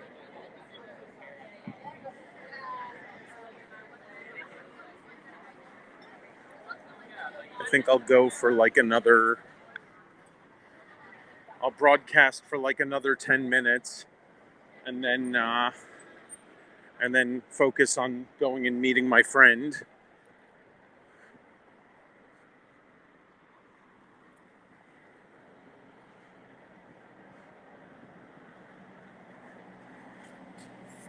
Here's the Orpheum Theater, which has the play The Big Gay Jamboree, a new comedy trapped inside a musical, playing at it, and also Seasoned Vegan. This restaurant used to be up in Morningside Heights. Now it's here. And it's more like a fast food place than it used to be.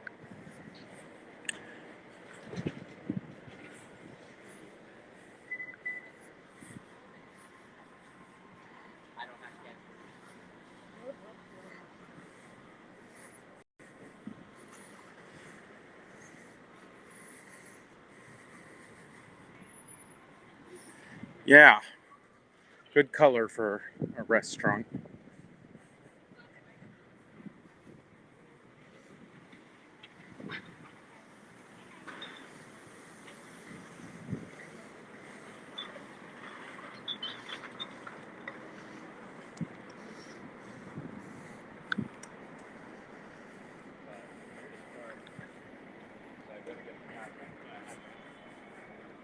There's a boulangerie across the street over there. Game, she was great. Oh wow.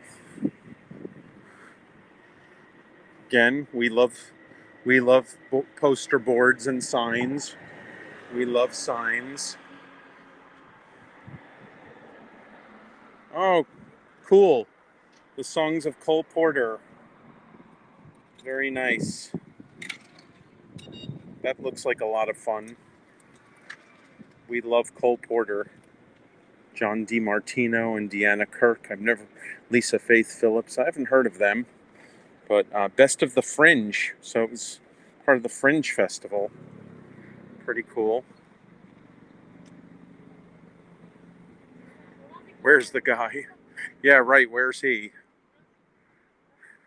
Dan Perino. Yes, we have the New York City Fringe Festival.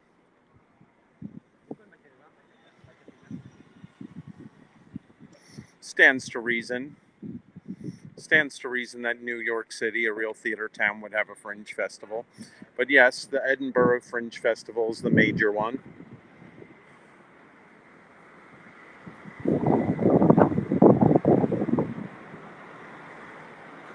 Now this is an old building over here. Look at this building. Oh, this building has been around since the 1800s. You can tell from the design with it's like a low rise, it's one of those low rise red brick buildings from the 19th century with like this little balcony over here. It's not a fire escape because it doesn't have any stairs that go down from it. It's like a little balcony that looks like a fire escape, and it's got those grand Corinthian columns over at the entrance over there. Man, this is the kind of stuff that if you become a tour guide, you just start noticing everywhere.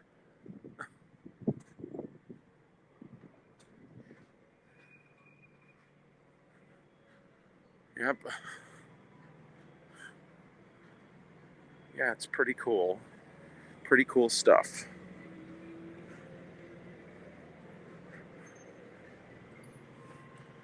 That lady is enthusiastic. She is enthusiastic about Barney's. Enthused about Barney's.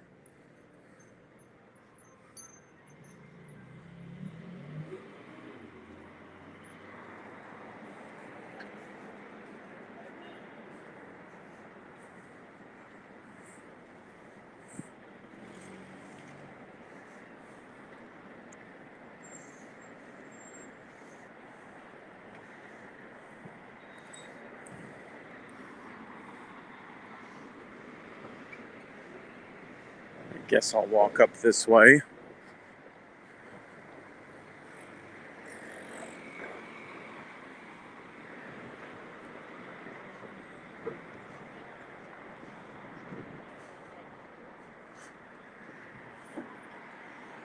So across the street over there is a bar called The Cock. That is the bar that is across the street over there that has the red roosters. So that bar with the red roosters on the sign that's up over there and down over there, that is The Cock. And unless you are a single gay man who is looking for some action, don't go there. Don't go there. Don't go there.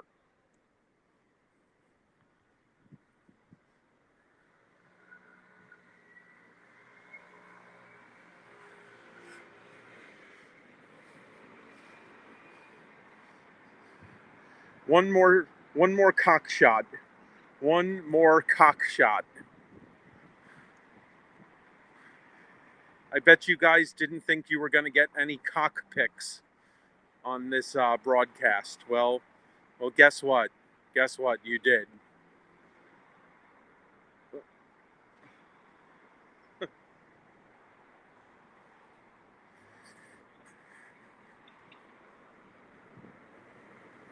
There's Wonderland Bar.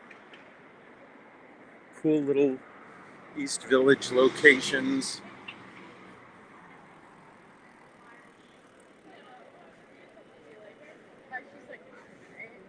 So we're approaching East 5th Street. I'm going to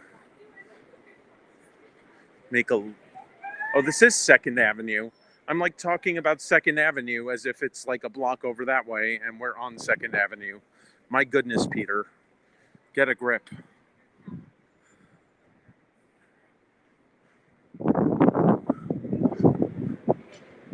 Sunflower.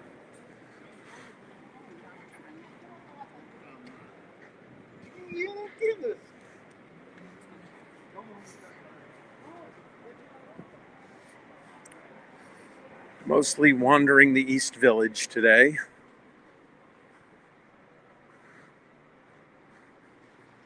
Checking out the East Village, showing it to the people of Heckle.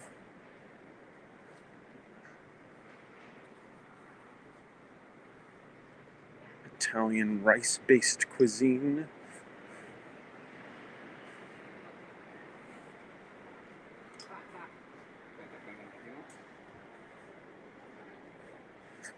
They were taking photos of a dish, those people. So it looks like they're doing some kind of promo photographs for the restaurant. Chakra, a Thai Indian restaurant. Lots and lots and lots of great restaurants in the East Village. Great place to grab some grub.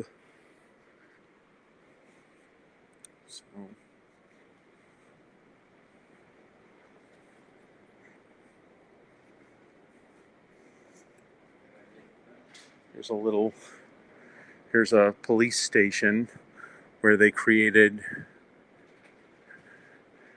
a little memorial cross.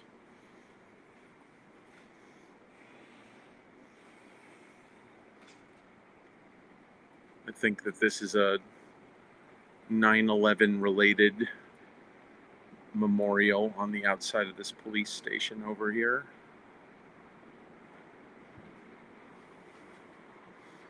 Never forget.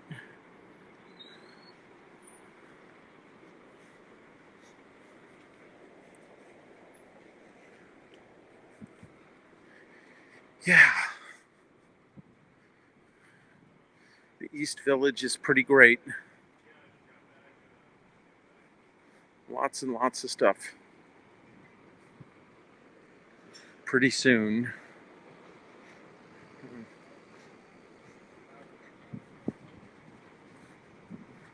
All right, so what I'm going to do is I'm going to go up to the corner here to First Avenue, make a left on First Avenue, go back over to St. Mark's Place, and then walk up the block there to the theater where I will meet my friend and conclude the broadcast at that point.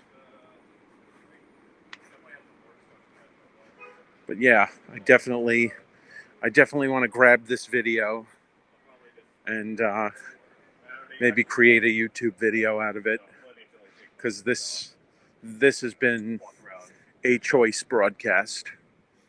It's been a good one.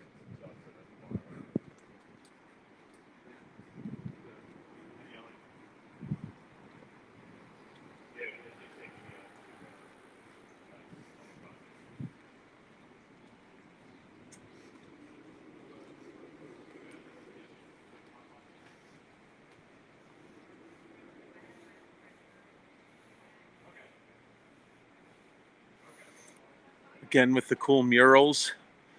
See the squirrel on the side of the tree with what looks like some kind of bug or wasp or something flying around toward it. That is a fun mural. I appreciate that mural. And it's on the side of a Rite Aid, nonetheless.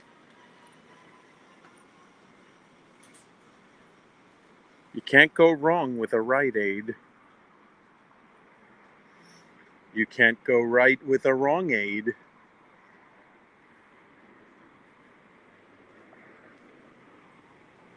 It does look mean. Very mean wasp. This is Emmy Squared. Oh, I've heard about this place. Emmy Squared Pizza. I've heard this place is really good. Too bad I'm not hungry. And one thing I've learned is if I'm not hungry, then I don't eat. Because eating out of boredom, eating out of boredom when I was younger just made me fat. Now eating out of boredom makes me sick. If I eat out of boredom, if I'm not hungry and I eat, then I'm like, and I can't move. So, this place is a fun little sex store over here. Sex stores are in short supply these days.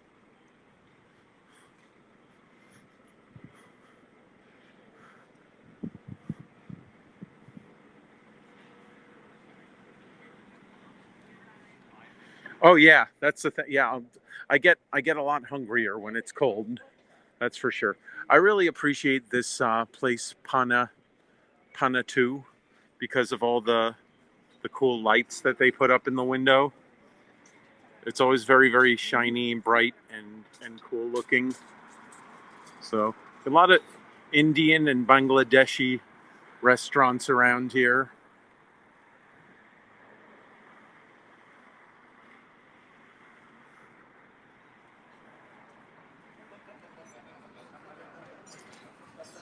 Yeah, in the summer I can't really eat much in the summer.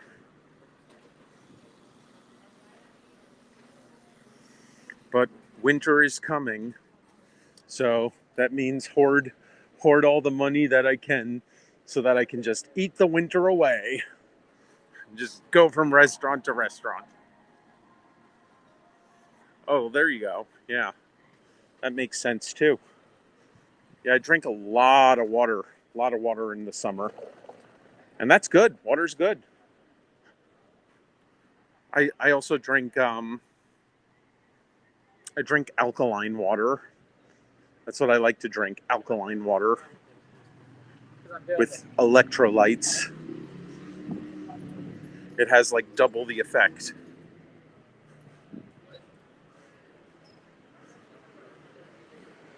It's an empanada place. Again, lots and lots of cool places to grab something. East Village is pretty great. I'm glad I took this walk through the East Village with everyone today, because it reminds me how great this place is.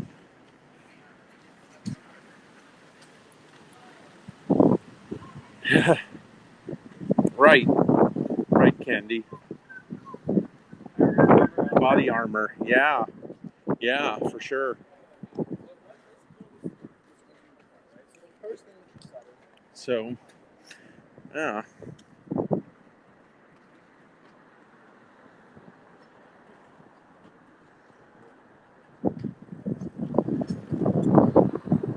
Hey, womanly. I did do eating broadcasts back when in the Periscope days, and I did a couple of Heckle eating broadcasts when I was abroad. How are you, Liz?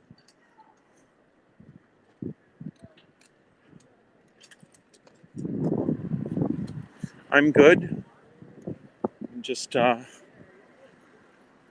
taking a walk through the East Village, about to go meet my friend. We're about to go see a show together.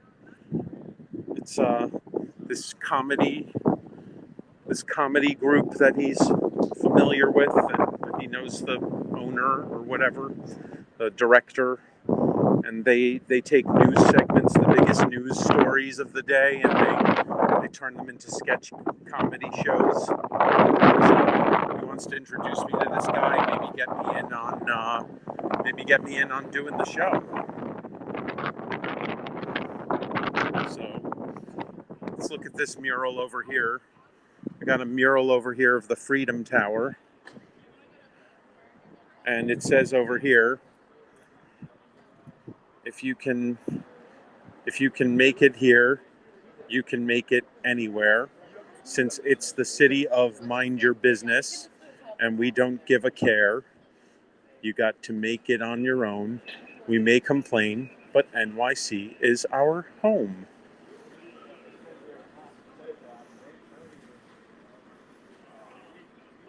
It's up to you, New York, New York. Exactly.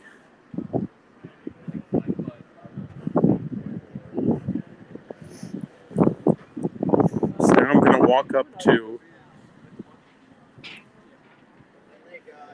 St. Mark's Place so I can go to Under St. Mark's, the theater where this thing is going to be happening. Again, as I said earlier in the broadcast, I used to have a show at this venue. I used to be with a sketch comedy group called Naturally Delicious back in 2013 and 2013, 2014. And we did some of our shows at Under St. Mark's, the theater that I'm about to go see these comedy shows at. So, exciting.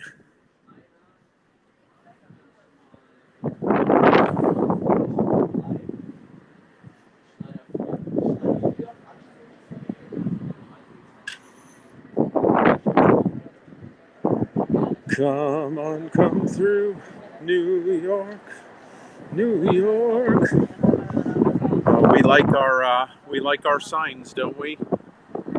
I want your skin. Readmarsh.com. Readmarsh.com. Who knows what that's all about? But he wants your skin, so hold on to your skin when you're around that guy. He might take it.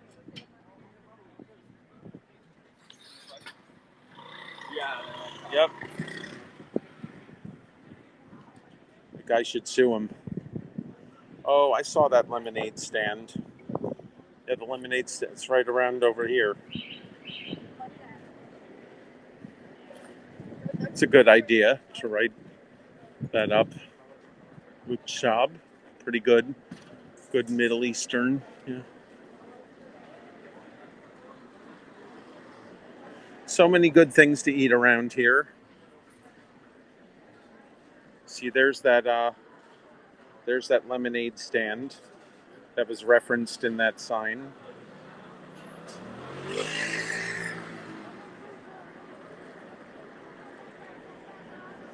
There's that Brooklyn dumpling place that I was asked earlier if I ate at. See, we've made a big, gigantic circle, and now we're here, arriving at the end of the broadcast, because I'm gonna go in and gonna go meet my friend, and we're gonna go to this show together. And I think I see him down the block over there. So I think I'm gonna go. You guys, real pleasure. Really, really, really, truly amazing broadcast. I'm going to screen grab this one, and I'm going to create a YouTube video out of it, because this was a good one. Thank you for being part of it, everyone. My pleasure, Gina. I hope to see you guys again soon. And thank you, Candy. I appreciate that. And we'll end on a shot of a garbage can that has more signs on it. Because remember, we like things that have signs and stickers on it. So thank you for joining me. Have a good day, you guys. Bye-bye.